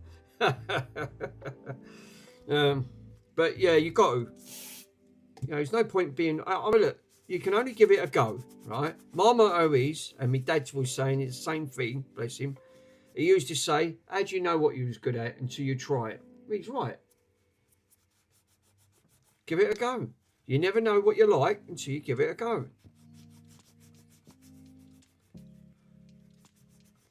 If you know it's going to fail, then it's going to be a failure. But have confidence in yourself. Just, you know, a little bit of self-confidence. She's clean. She's alive. I put a nice clean towel out. Look at the state of it. Jesus. Something else in the wash later. I don't want to touch this yet, just in case this ain't this is not set. It's drying. I can see it. It's still a little bit tacky in that centre. I can tilt it from the light, and I can see it's still shiny. It needs to be a dull flat colour. I'd say another 10 minutes, and then we should be good to go. Let me get rid of the rubbish. Oh, you didn't clean that. Oh, for crying out loud.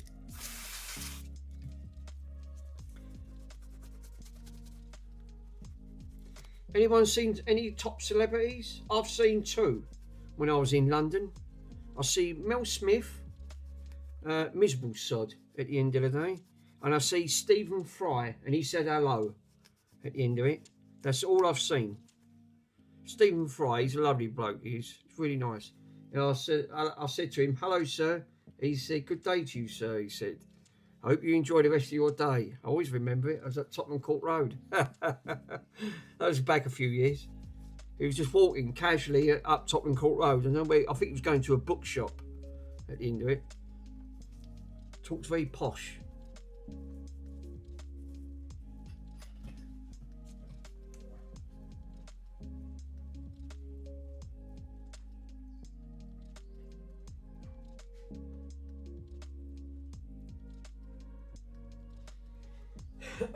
Mind you, I say that we was at, where was we? We was going to Namco World in the Trocadero up in London, and he walked in. He had a lot of security guards around him. It was Frank Bruno.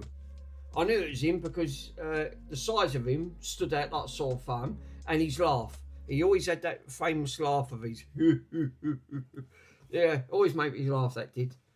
I didn't go over to him. But there was a lot of people in there. They was all going up trying to get his autograph. Yeah, he must have been he was trying to sell some of his hairspray. Yeah, probably. He's trying to go for this cologne at the end of the day. If Frank's still alive, I'm afraid he is, yes. Frank, good old Frank, he's still going. Now I know he's still going because you can ask Google.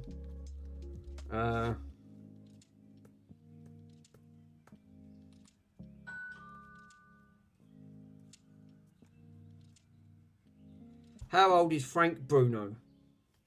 Frank Bruno is 64 years old. He's still going. So, yeah, Frank is probably going to be... Frank's, obviously, he's coming up to Gen X. Well, he'd be past Gen X stages at the end of the day. So he would have been in mid-60s, his birthday. So, 64, yeah, would have been about right. So, no, he would have been 1950s. He would have been late 50s, Frank, when he was born. Probably about 57, 58. Probably would have been about right, give or take. But yeah, 64. Wow, he's still going. Bless him.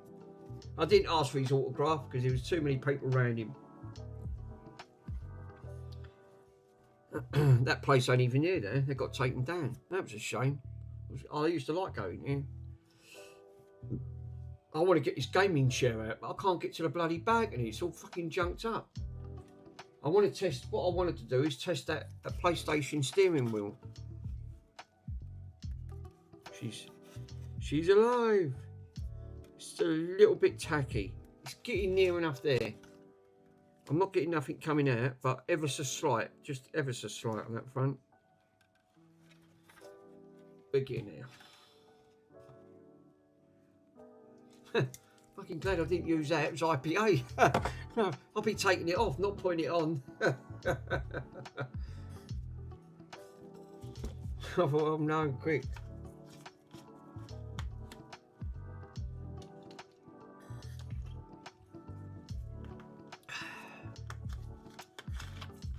hopefully that'll finish it. What we can do is clean this block up with some IPA, because it's going to have all that grit on it, and I forgot, which I don't want to put back in, because this is a fine stone.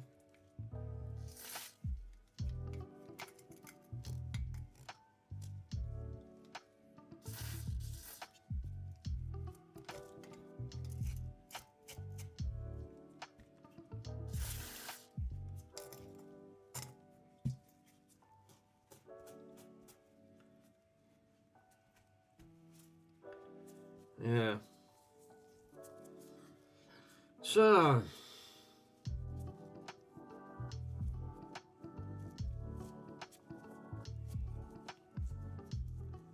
Aaron's business is doing all right, isn't it? He does well, old Aaron.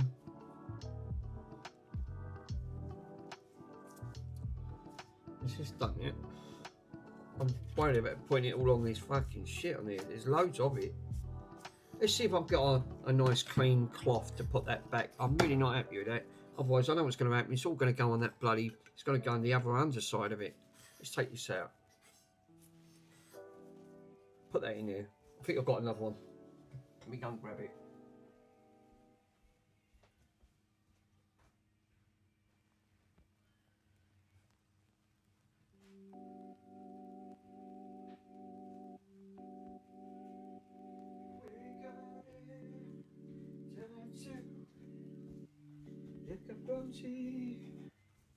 We got an orange one. She's alive.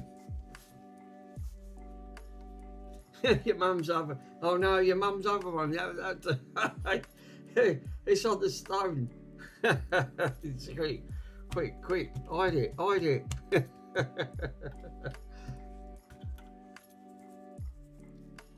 That was her dishcloth. She said, "Oh, you can have that one. It's old." I went, "Oh, thanks, Mum." Yeah, but she didn't know about the towel. I took the towel. I went, "Oh, that come in handy. I can use that." Well, it says bite it, didn't it? You know, she was using that to dry up the all the cups and plates. But, you know, now she's given up. She bought another one. I won't nick that one, because then she'd know I definitely nicked it. You know, I just say the dog must have. I think the dogs must have ate it. They was playing game with it and they ripped it all up. I just say I can't remember finding it. You know. She went, "Yeah, that'd be about bloody right." You know, oh, that's it. I didn't tell her I nicked it. Fucking hell, I wouldn't hear the last of it for sure if I did that.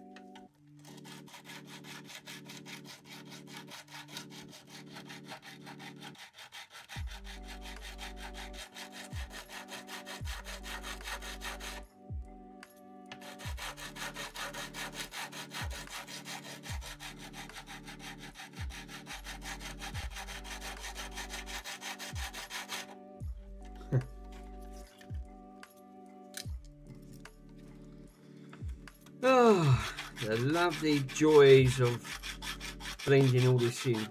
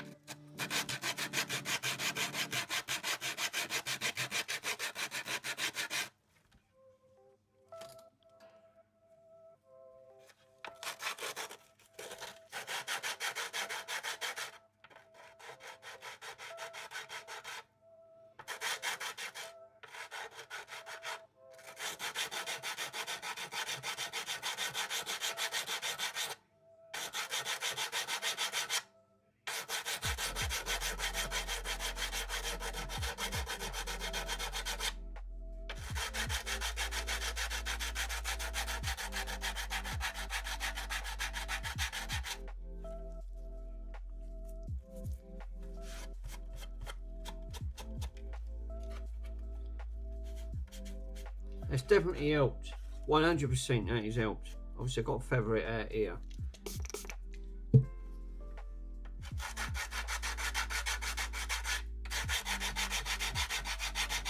But now you can't even see that now, where there was a giant hole right here.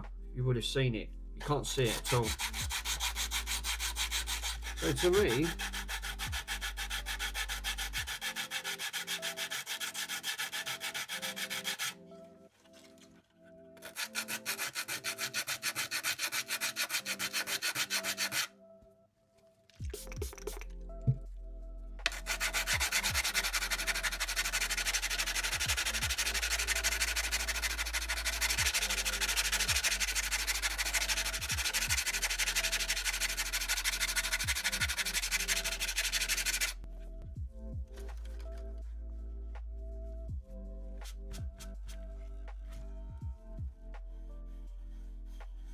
remember, once the plastic primer goes over, don't matter what it looks like, as long as it's dead flush.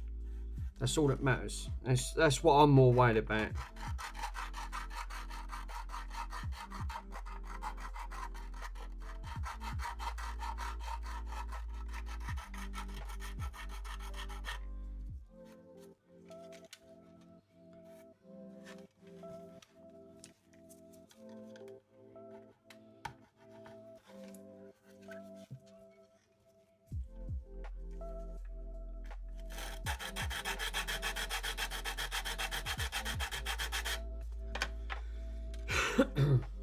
Glad I took that glass bit out, because it would enough made this awkward going in here.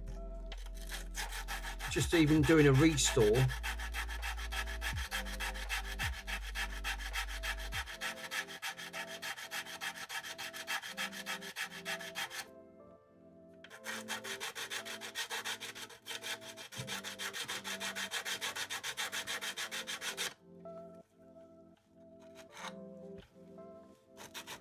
I've still got to build the bottom up yet. Only ever so slight.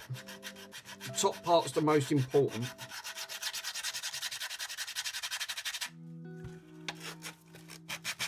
But I think that was a good port of call. Literally, build the layers up. True what Pico said. Build the layers up, and then obviously doing it on here and feathering it in. Look at that. There's a tiny, tiny, ever so slight lip on that, ever. But that is now filled all of that imperfection in.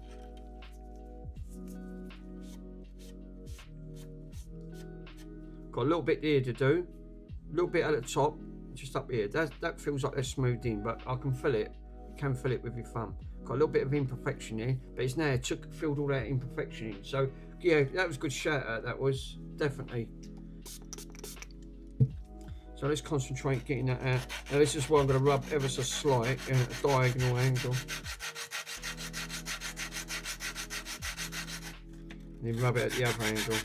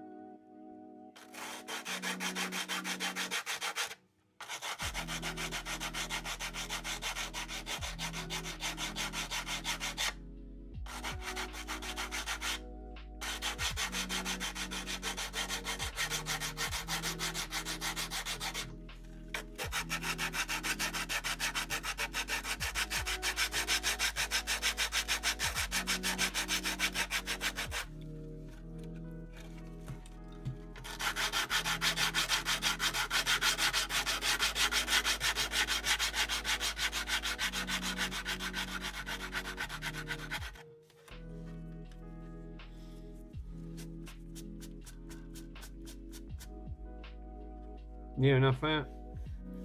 Yeah, it's ever so slight.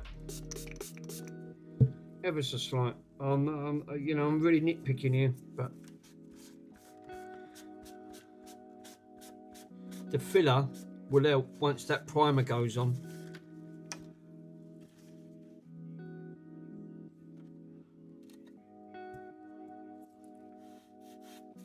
obviously, I don't know how well you can pick it up on the camera. You probably can't, because there is a line. There's a line up here, ever so faint. Ever so faint. We've got a lip here. Obviously, I need to feather that in, so you can feel it. And that's a good test. So the only other way you'll know you feathered it in, take a flat, very flat sponge, and then just basically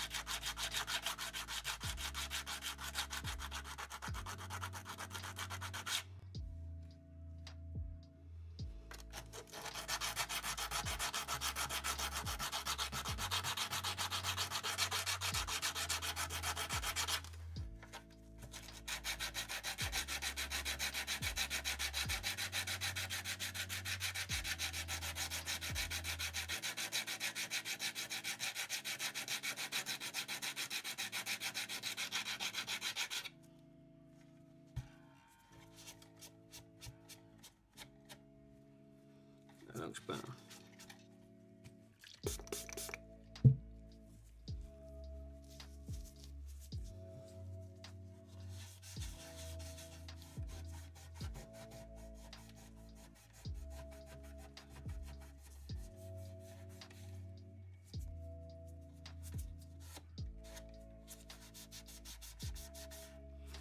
Completely near enough got that out now.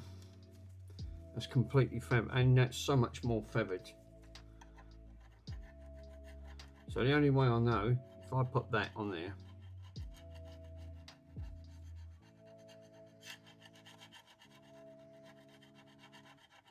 if you can still feel the lip, you've not feathered it enough. A little bit on the corner needs to be sanded down.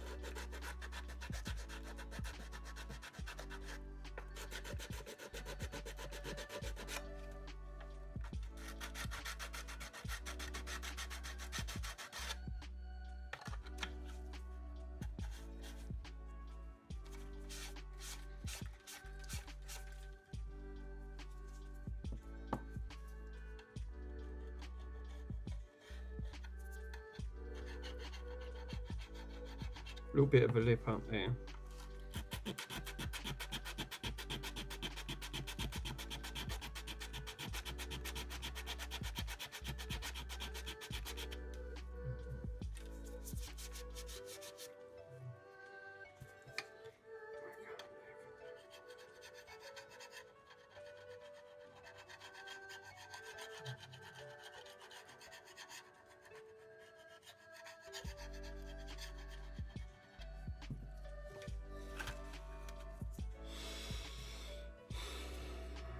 It's taking its toll. Be right back. Smoke time. Take one of that and then swap it for a new one. Yeah, your mum would do her over.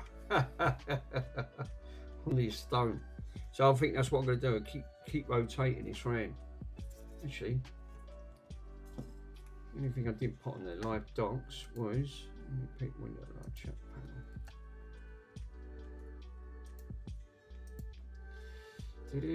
8. Lovely.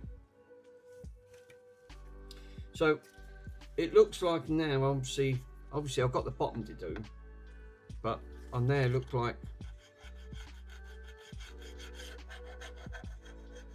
this feels so much better. This does feel better. Still a little bit of a lip there, which I'm not happy with. Top chat should be on live chat. There you go, live chat.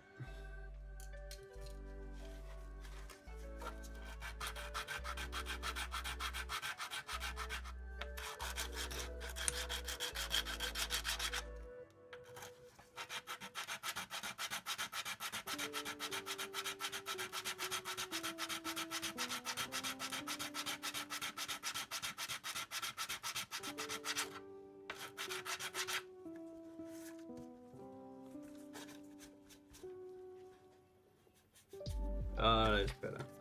She feels like she's finally been. No.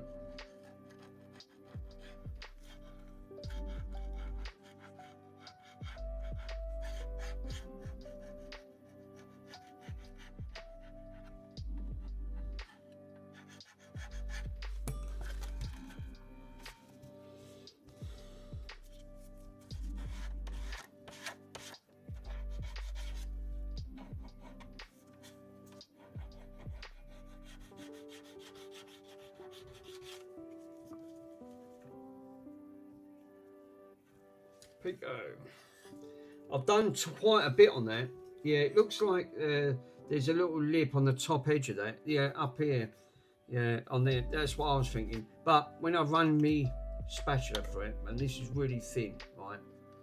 It's like needle point, right? Best tech if you ever never sure when you're doing any cartridge, just take something really flat, like enough, and just run it against it. And if you can feel a lip on it, that means you've not feathered it in. Remember, you're not obviously going to see this. I'm going overkill here for what I'm doing, but I want to try and get it as close as I can. You're never going to make it look like an original.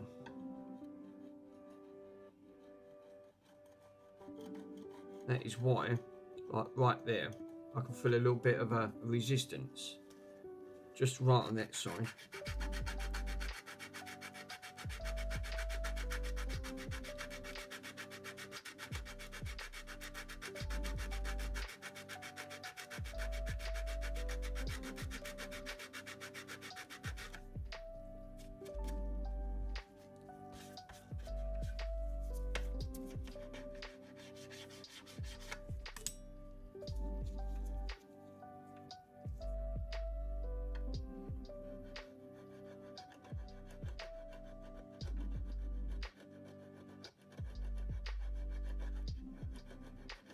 You know what it is? It's coming through the other side as well. So whatever's underneath is trying to resist and come through.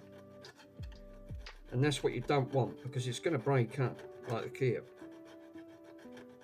So whatever's breaking up, break it away and then flatten it. Obviously, because that's going to be the weakest point.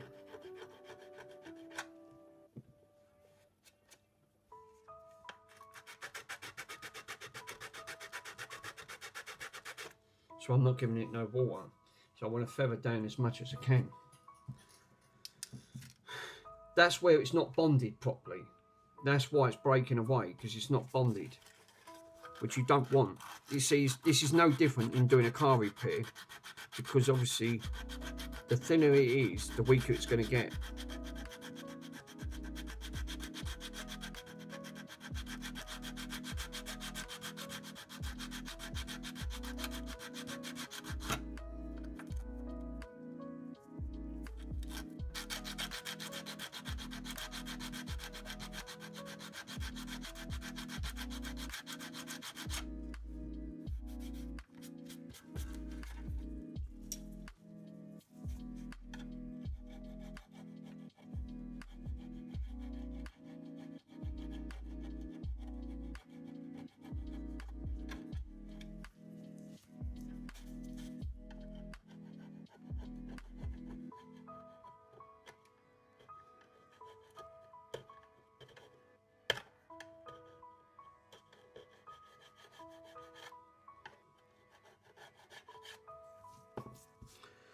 Yeah.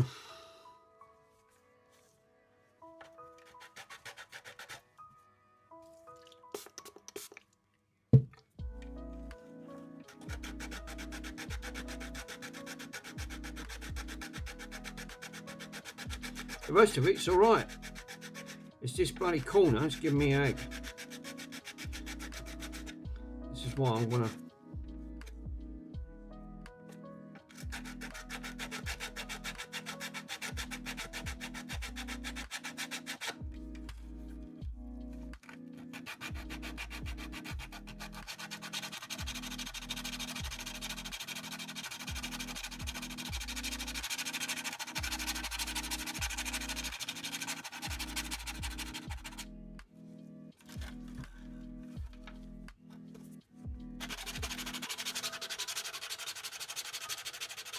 That's why you got to do it as many angles as you can, blend it in.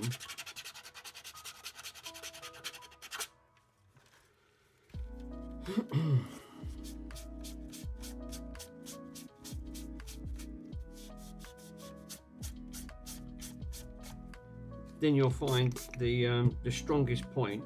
Once it's got there, then you leave it. You shouldn't need to go back to it.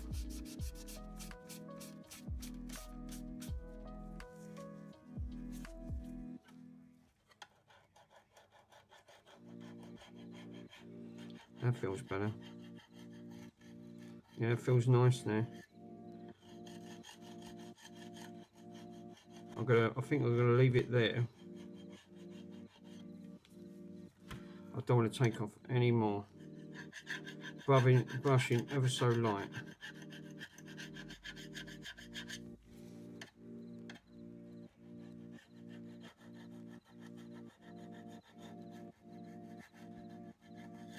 That's cool. That's done. I'm quite happy with that. It looks it, but I can assure you it's not. It's really nice and smooth.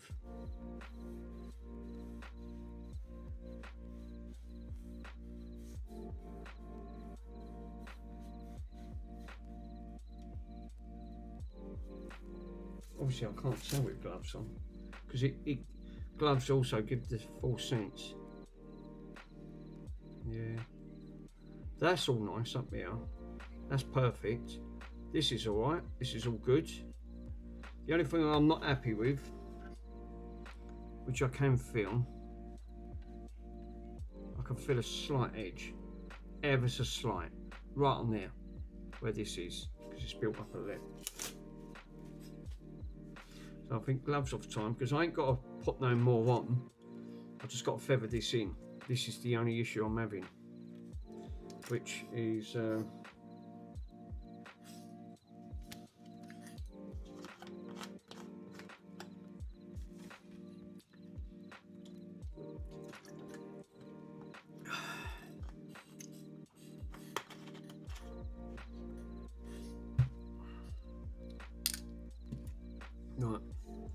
So let's give her a soak. You know what I could have done with? I could have done with a finer stone. The only way to do that is to keep it wet and then gently feather it in.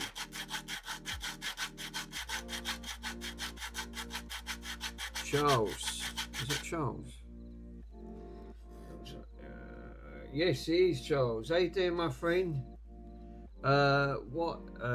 Which way does the current flow on that of that connector?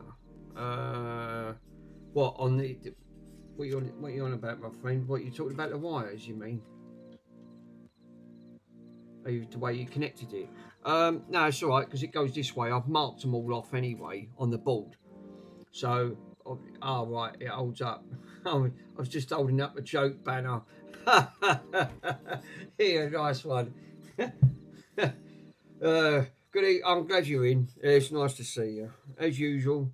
Nice to see you. As Bruce Forsyth said, nice to see you. To see you, nice. Do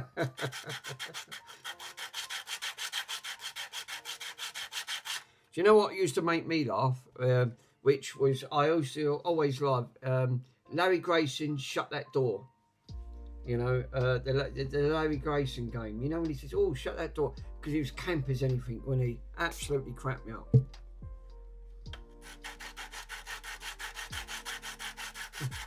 You don't get anything for a pair in this game. Hey, sure you don't. See, the old sayings, eh? They still end up making you laugh. The best ones, I think, is Tommy Cooper. I think he's at all times on that. His jokes were so stupid, but that bloke was hilarious. I watched it. Actually, I watched that on TV the day he fell on stage on the royalty performance. No, it wasn't like that. No.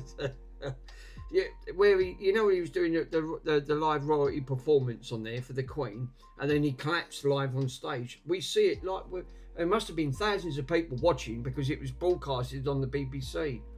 Such a shame. They all laughed because it was awful because they thought it was all part of the joke. But what they didn't realise is that poor sod was having an heart attack live on stage. But he did go out with a laugh because that's what he wanted. He did say in his stream, if I have to go, I want to go with a laugh. Yeah, he would have liked it like that, no. He would have, because that's exactly where he wanted to go. All you see was a pair of hands come out of the curtain and drag him through. And they was all laughing. They thought it was all part of the act. Because they was all looking. His producer thought, well, this wasn't in part of the act. And then they realised it was something more serious. And I knew it was much more serious than that because they cut the royalty performance. They didn't broadcast it no longer. As soon as he got cut off, it went straight to adverts. Oh, we're having technical issues and we'll be right back. And then it says, for unseen circumstances, we're going to cancel the rest of the live performance act.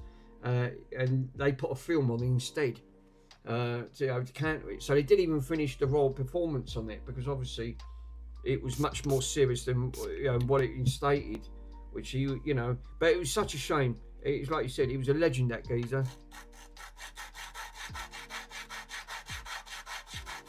There's not much of our celebrities left now.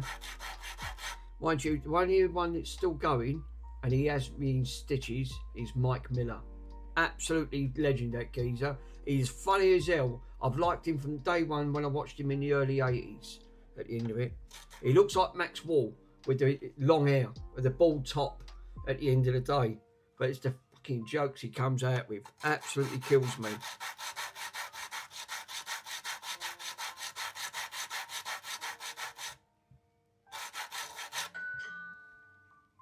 Discord.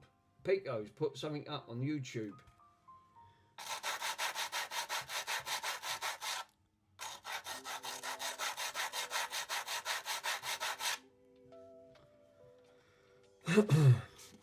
Yeah, all that good celebs now, they've all gone. Such a shame. Nah, still feel it. Right there. Right there. Everything else is done. Right? Feathered that in, lovely. Right? It's right here that's causing me the grief. It's typical, isn't it? Feather everything else out, perfect, and I can fill it. Right? Cut all the imperfections out. And it's right here that's giving me the egg.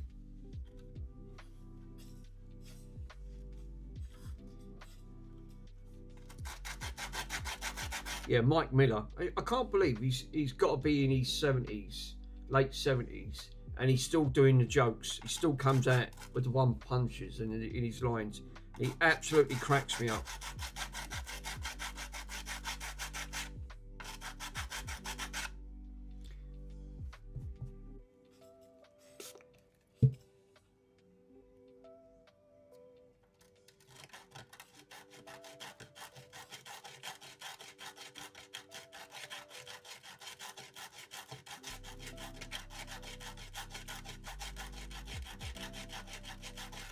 Do you know what? I ain't even done the bloody bottom line of this yet. I've got to do the bottom part. This was just to fill that poxy hole in what Simon drilled in. I mean, obviously it's all lovely and filled in. Pico in here showed something on YouTube.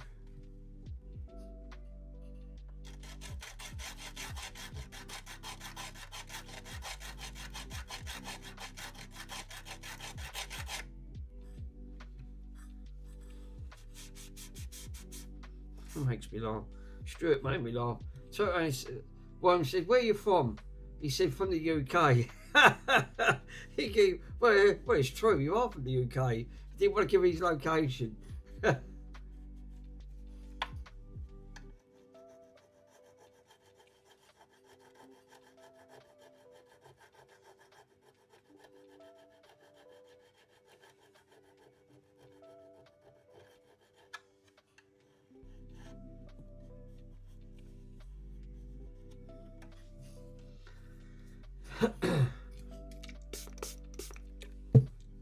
Fuck me, how hard is it to feather something in that don't want to feather in something?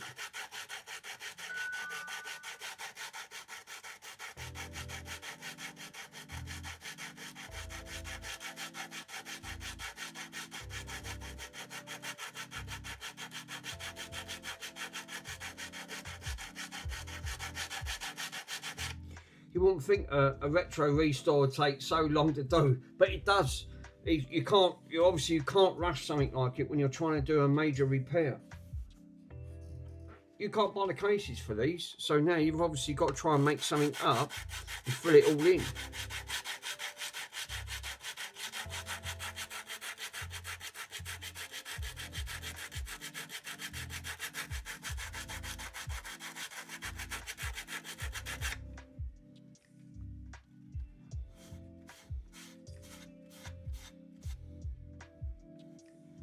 Oh, that's better. It's a bit of rough edge up here. That's better. That's done it. That's took that out ever so slight. It's still a tiny little bit of lip here, ever so slight. It's the main bit was all in that centre. Was all up here, going up, and I can feel it. We've got a little bit there, a little bit. Middle bit's done. A little bit on that corner, and a little bit up here. That's how hard it is to try and blend these in. It's a bloody nightmare to try and do.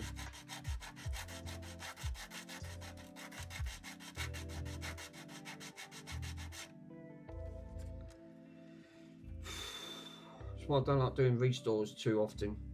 Obviously, that's why I give up. Working on crash repair cars. It got my nerves in the end.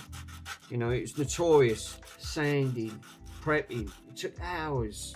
It was like it's like decorating. I'm not a decorator. No, I've got the decorator's license to do it, but I'd rather just say coat of paint, leave it. My art's not in it like it used to be.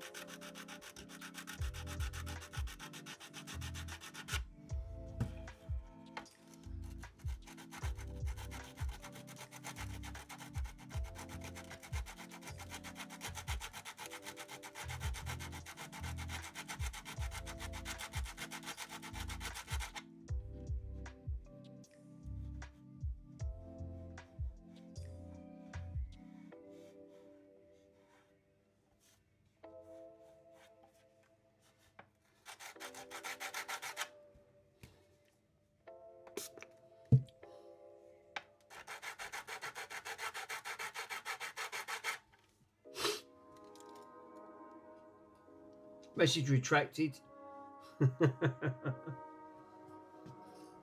Peter, what was he putting in Discord? I see it was all flagging up. I've got Discord on. What was he putting in? He was putting YouTube videos up.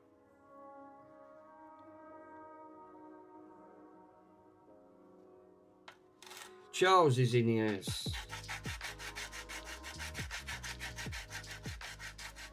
Ah. No, not far away.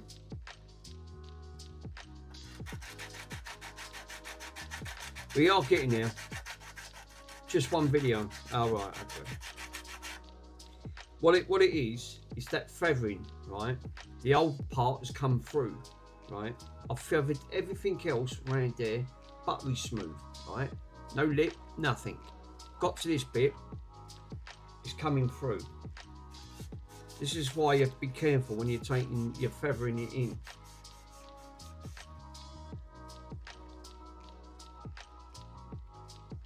Oh, the colo lid. Oh, well done. Yeah, nice one. So yeah, so the issue that it was coming up, right? A little bit on that corner, which I can still feel ever so slight. Up here, ever so slight. Can feel it with your finger. Everywhere else, can't feel. Buttery smooth, absolutely buttery smooth. It's took all the imperfections out now, so good shout out at the end of the day. That is definitely done its job. So when the plastic primer goes over, because the plastic primer is a little bit thicker, it will take out. It won't take out any imperfections because obviously paint molecules. It has to dry. It may do first of all.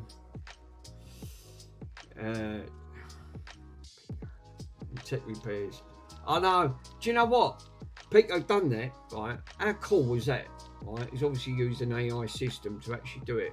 Right? That is so clever, right? To make that song up. I was really impressed on that front for having a big old shout out on that. But yeah, really impressed on that. Fucking hell, I've got more of that dust around me than anything else. This is what I'm saying. It's actually really clever. How do they go around doing things like that?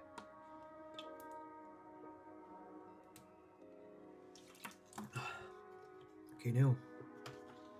All I've had today is a sandwich. That's all I've had. Hardly had anything. This is, I mean, obviously I wanted to get this done because this is drying me up the bloody wall. And I can feel it. It's right here. That will show through if I tried spraying that would show through. What I might have to do, right, because of that imperfection there, is that do the bottom part, let this harden a bit more, right? Do the bottom part. That gives the time the top part to go, and obviously I can blend that section in. Just wait. Until I watch the elf video. Message retracted. That's it. That's it. He's done a car fall now. He's literally retracted his messages. Oh no.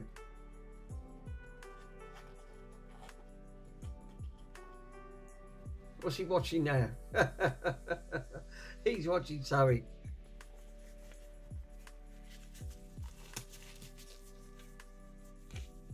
Oh no, Pico says so about repairs. Just wait until you watch the end of the video. You listed it.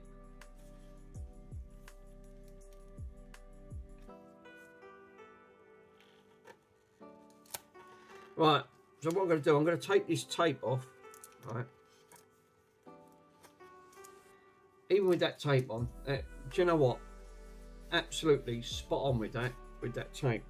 So the only little bit of imperfection was right there on that corner. Obviously I've got a sharp lip here, but I can blend that in. So what I'm going to do is mix up some more, right? Fill that in ever so slight, and a bit up here. That'll give that time for that go. Message retracted. Now if that was Andy, he'd tell you off for that. No retracting any messages.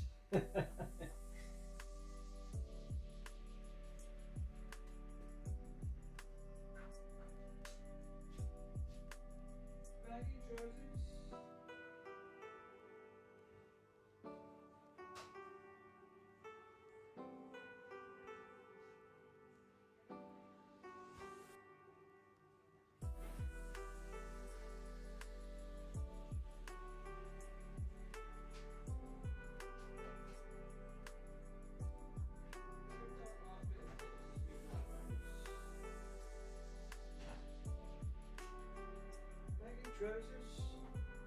Yeah, copyright. Can't see baggy trousers. We get down for copywriting. No copywriting.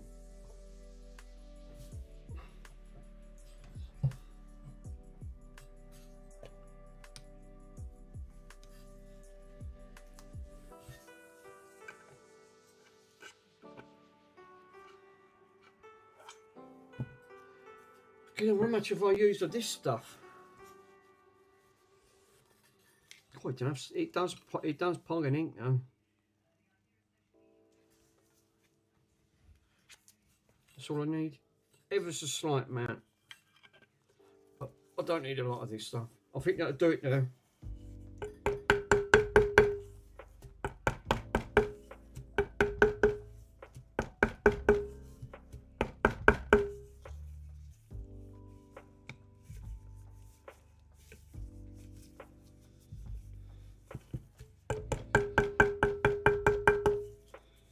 Make sure this is nice and tight.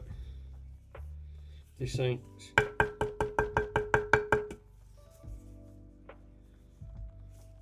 Cool.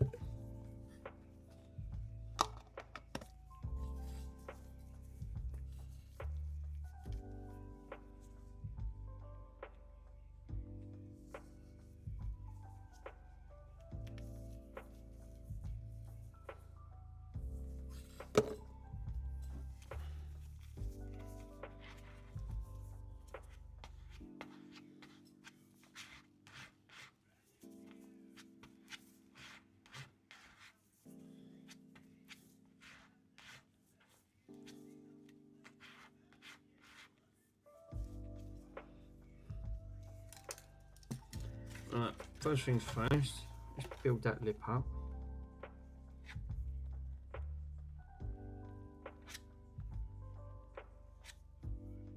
Alright, cool. Just want to build that lip up there.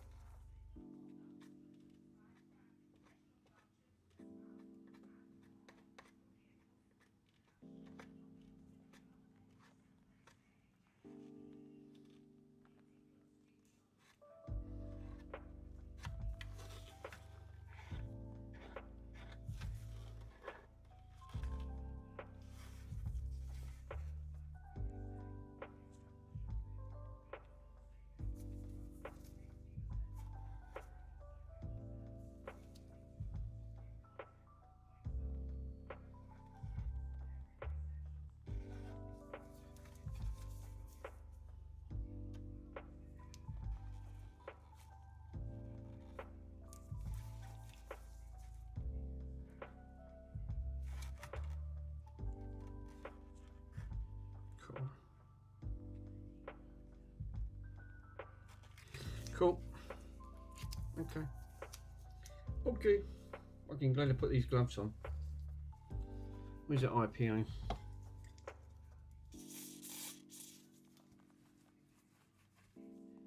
Dissolves the gloves and all. Ha! It does. It literally dissolves the bloody gloves. You think, oh no.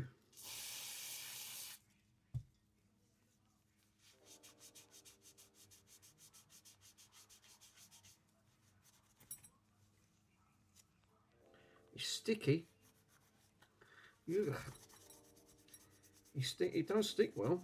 Once it bonds, I don't think you'll ever have an issue with this stuff. Well, that's going to have to be the final coat, because obviously I can't keep putting layer after layer on it. I mean, it's had a few layers, so trying to get the contour of the edging of this, which it runs that way, which it literally does, so it slightly tapers down, and you can actually see the taper down action on there. And then I just need to lead this now again, see where we get to. Obviously I wasn't happy with that bit there, because the rest of it was fine. It was absolutely fine. It was that bloody corner, it wasn't feathering properly. It was coming up with an issue. So hopefully this is the last time.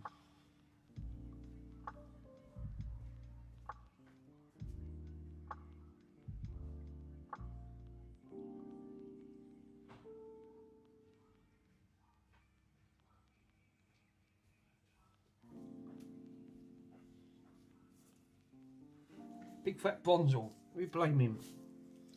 We don't like that Bonzel. Bonzel. What no Bonzel?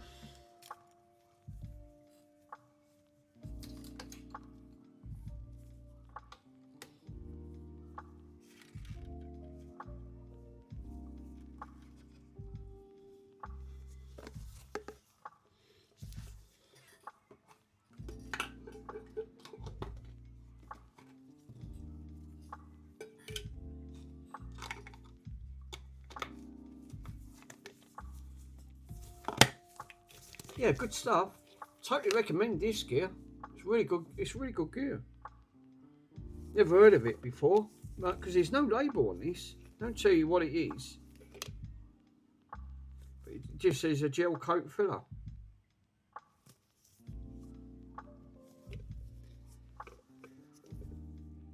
Oh God! I just thought I fell over again, seeing the camera shake. Lol. Oh no.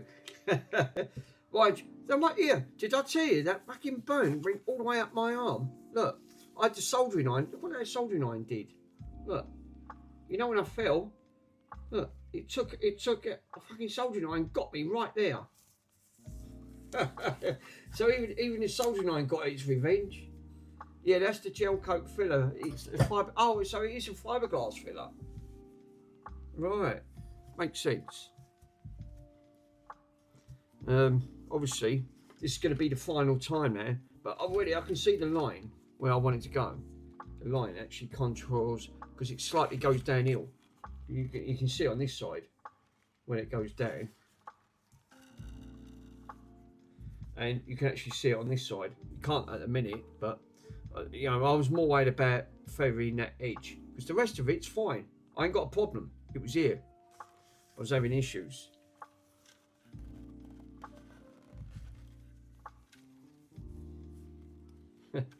Yeah, that fall. That was worms. He clipped it.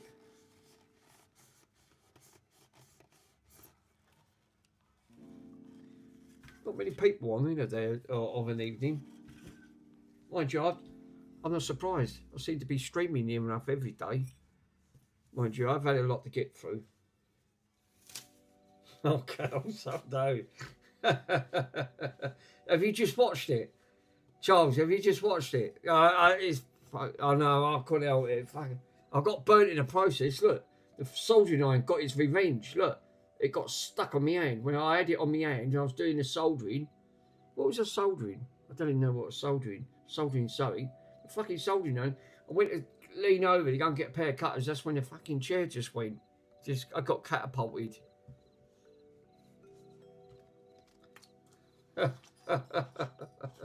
No, that was an idea. No, but that was an idea. I could see in my head. I don't know, that makes me laugh. Yeah, look, you got to see the funny side of it. You know what I could have done with? A meme, right, with Yoda saying, "How embarrassing." Essentially, that would have been perfect timing. It was a bit like when Andy dropped that screw, right? And again, it was the projector, right? And he dropped the screw, and as he dropped the screw, that laugh come in, didn't he? You know, that bloke crying, going, "Ah." There, that was clipped in Discord. Now it's been clipped in Discord. That made me laugh. That really did. That was perfect timing because all I heard him was cursing. "Oh, for fuck's sake," he said. I did, because all the screws come out and it went everywhere. I could that. Again, I know you're seeing people's mishaps. Again, it's live streaming, for God's sake. It's going to happen. I'm not going to say I'm not. You don't do it intentionally. It just happens. But I've got to admit, you're laughing at someone else's that, but you're laughing at someone else's the things on there. But even Rusty Russ, like you said, he's done a collage of everyone's faces strapped to the board on that. But I've got to set up the other. I've got to set up the other memes at the end of the day, and there's a lot in there to do. But I do want to set it up. But at least now I know. I think I know how to set that up. If not, I can always go back to the video and watch it and see how he done it. Because it worked for Borat, But now I know now Andy says you've got to open up at the streamer bot. If you don't open the streamer bot, it won't work. It's got to be 2 of 2. Now, this is a waiting game. And it's already near enough dry. It's still a little bit shiny. But hopefully I won't have to touch this. That most of that really was on the top, on this part. It wasn't so much on the bottom. It was mainly all up here because the hole was all the way at the top. So really, I've took all that distortion out, and it is lovely and flat again. So hopefully, I need to remember tomorrow to bring round the plastic primer so I can get this mask. I'll sellotape it off and just bung a whole bit of newspaper so it covers all round and give it a good spray. I'll probably put my mask on.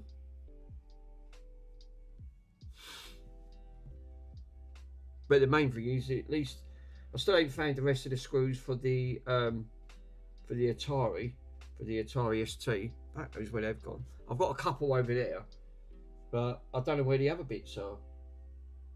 I've got I think what I want to do is I might dig the balcony out tomorrow and dig out this the car seat.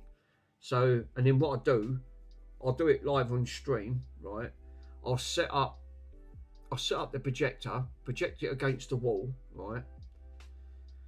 So you can see it. You'll have a much better idea, because I've only got to pan the camera in, because I've only got to point it up here, right? And you'll see the projector because it's quite big. And Andy hates that word projector because it just goes right through the oh no. And I'll set the projector up, put the PlayStation through the projector, that way project on the wall, and then I'll try that steering wheel, and I could try it with the seat, so it gives off a full racing effect. And I think I have to dig out some car games. I think I've got some for the PlayStation 2 at the end of the day, so it'd be worth giving that a go. See how we get on. Because obviously all I've done is put it back together.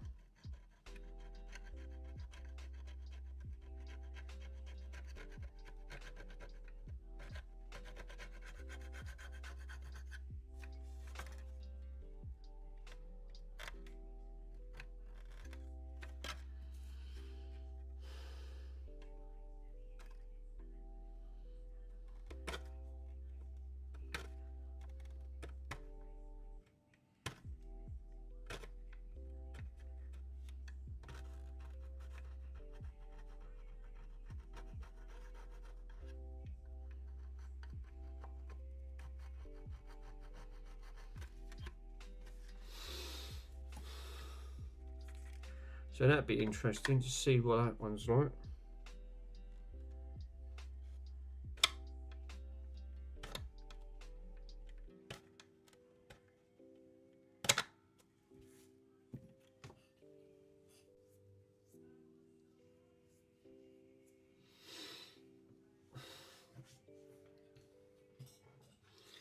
Let's have a look at the old Discord. What's going on?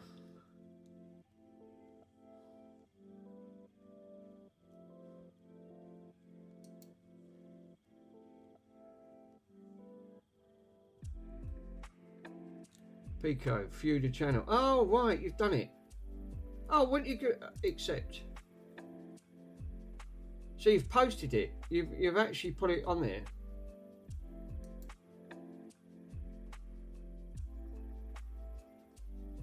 Nice. Fault finding. Problems before repair. Let's have a listen.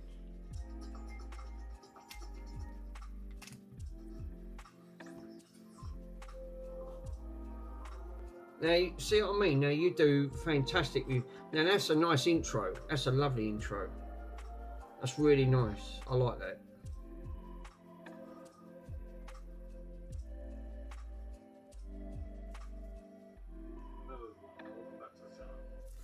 Do you know what? I don't want to watch that just yet, right? I don't want to spoil it, because I want to see that for myself, right? So what I'll do, I'll watch that after I finish the stream, so I can have something to sit there and watch on that. Yeah, I'd be interested in seeing that. I didn't know you uploaded that, so I've clipped it. It's been clipped and edited. I've just accepted it, put it on there, my friend. Thank you. I love the intro. That's really nice. I love that sort of aspect vibes to it. It really gives off quite good. So, is this dry yet? Yeah, it is. We can continue. I've got to be careful because it's still some bits. It's still a little tiny little bit tacky. This is all right up here. I can get rid of that.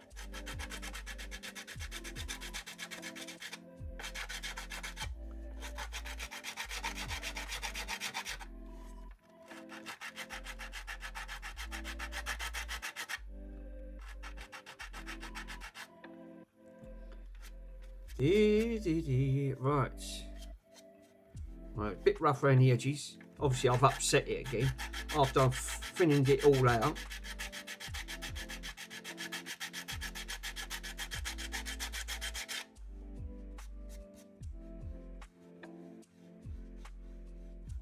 Got to take all that off.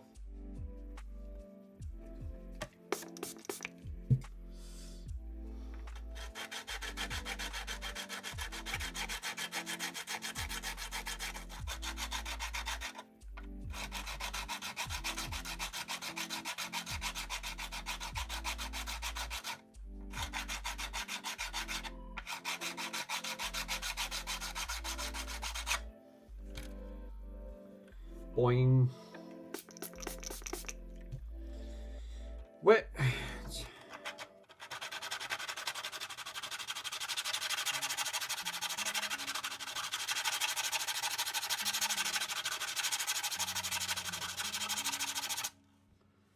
Right.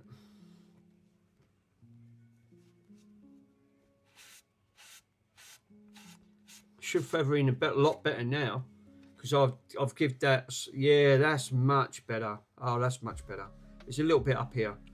That's nice. That's just what that needed. Another slight thinner coat. I think you could probably get a much more smoother coat on that if, like you said, build it up in layers. Because already I can feel that already, and that's made a big difference. That's why you can't go too mad with it, trying to take it down.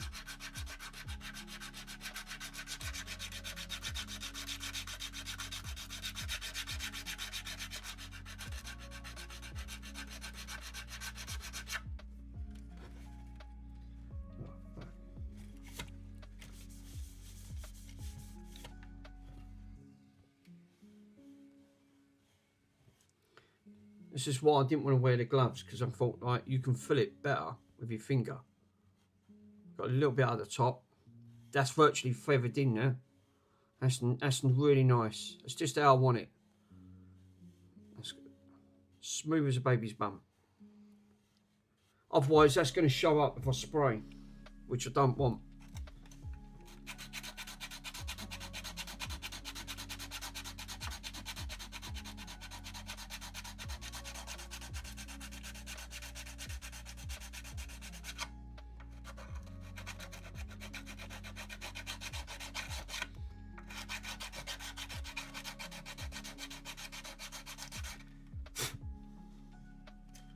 Really nice.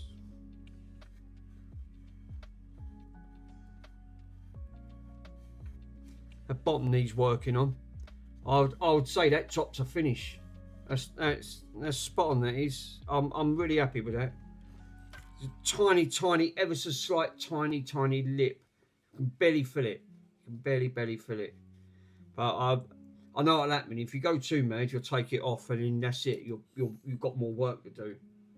That is good stuff there. I mean, spray, not filler. I probably am, because I'm just taking the sharpness off, and then obviously I'll go back onto that. Because again, you don't want to, once you start taking it off, this is when it starts really noticing.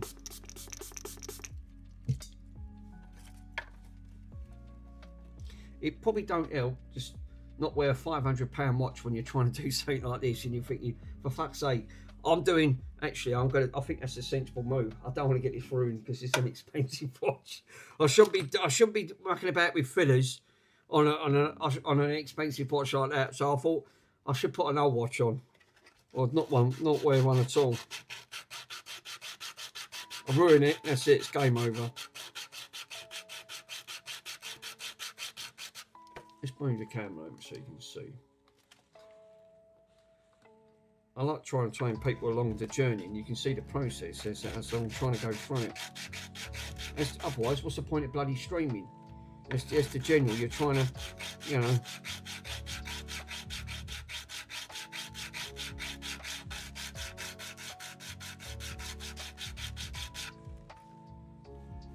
Oh, that's lovely.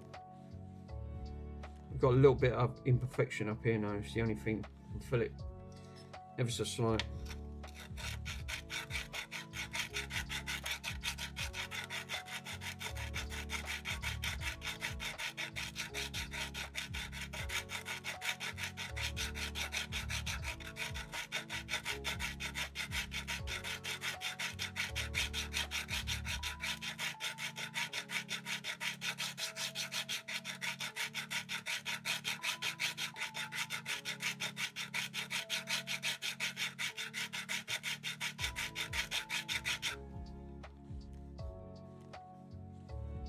Do you know what? I think that I'm going to get away with that, Pico. I think I'm going to get away with that. That's as good as I'm going to get it, without not taking too much off. Otherwise, I'm going to have to keep putting layer on. As long as you can feel it with your fingers that it's feathered in, which that is. I would say I've got a little bit at the top there, ever so slight, but I'm going to say I'm going to leave it there. The reasons why. That's filled that corner in, and it's feathered that line, which you can't see, but you can actually see the line going down. So if you spin it this way, you see the line going down, ever so slight, and it'd be the same here, just in the opposite direction. So feathered that in ever so nice, and I took that bulge out. Right, the bulge is now gone. The bulge is now completely disappeared now. So that distortion, that gel filler. It's worked wonders, and it's really lovely. And it's always best to use like your base of your thumb and just rub it. And if you could just ever so slight, and if you can feel any imperfections, it would have shown up. But I'm going to leave that exactly. That bottom one's done. The top side is lovely.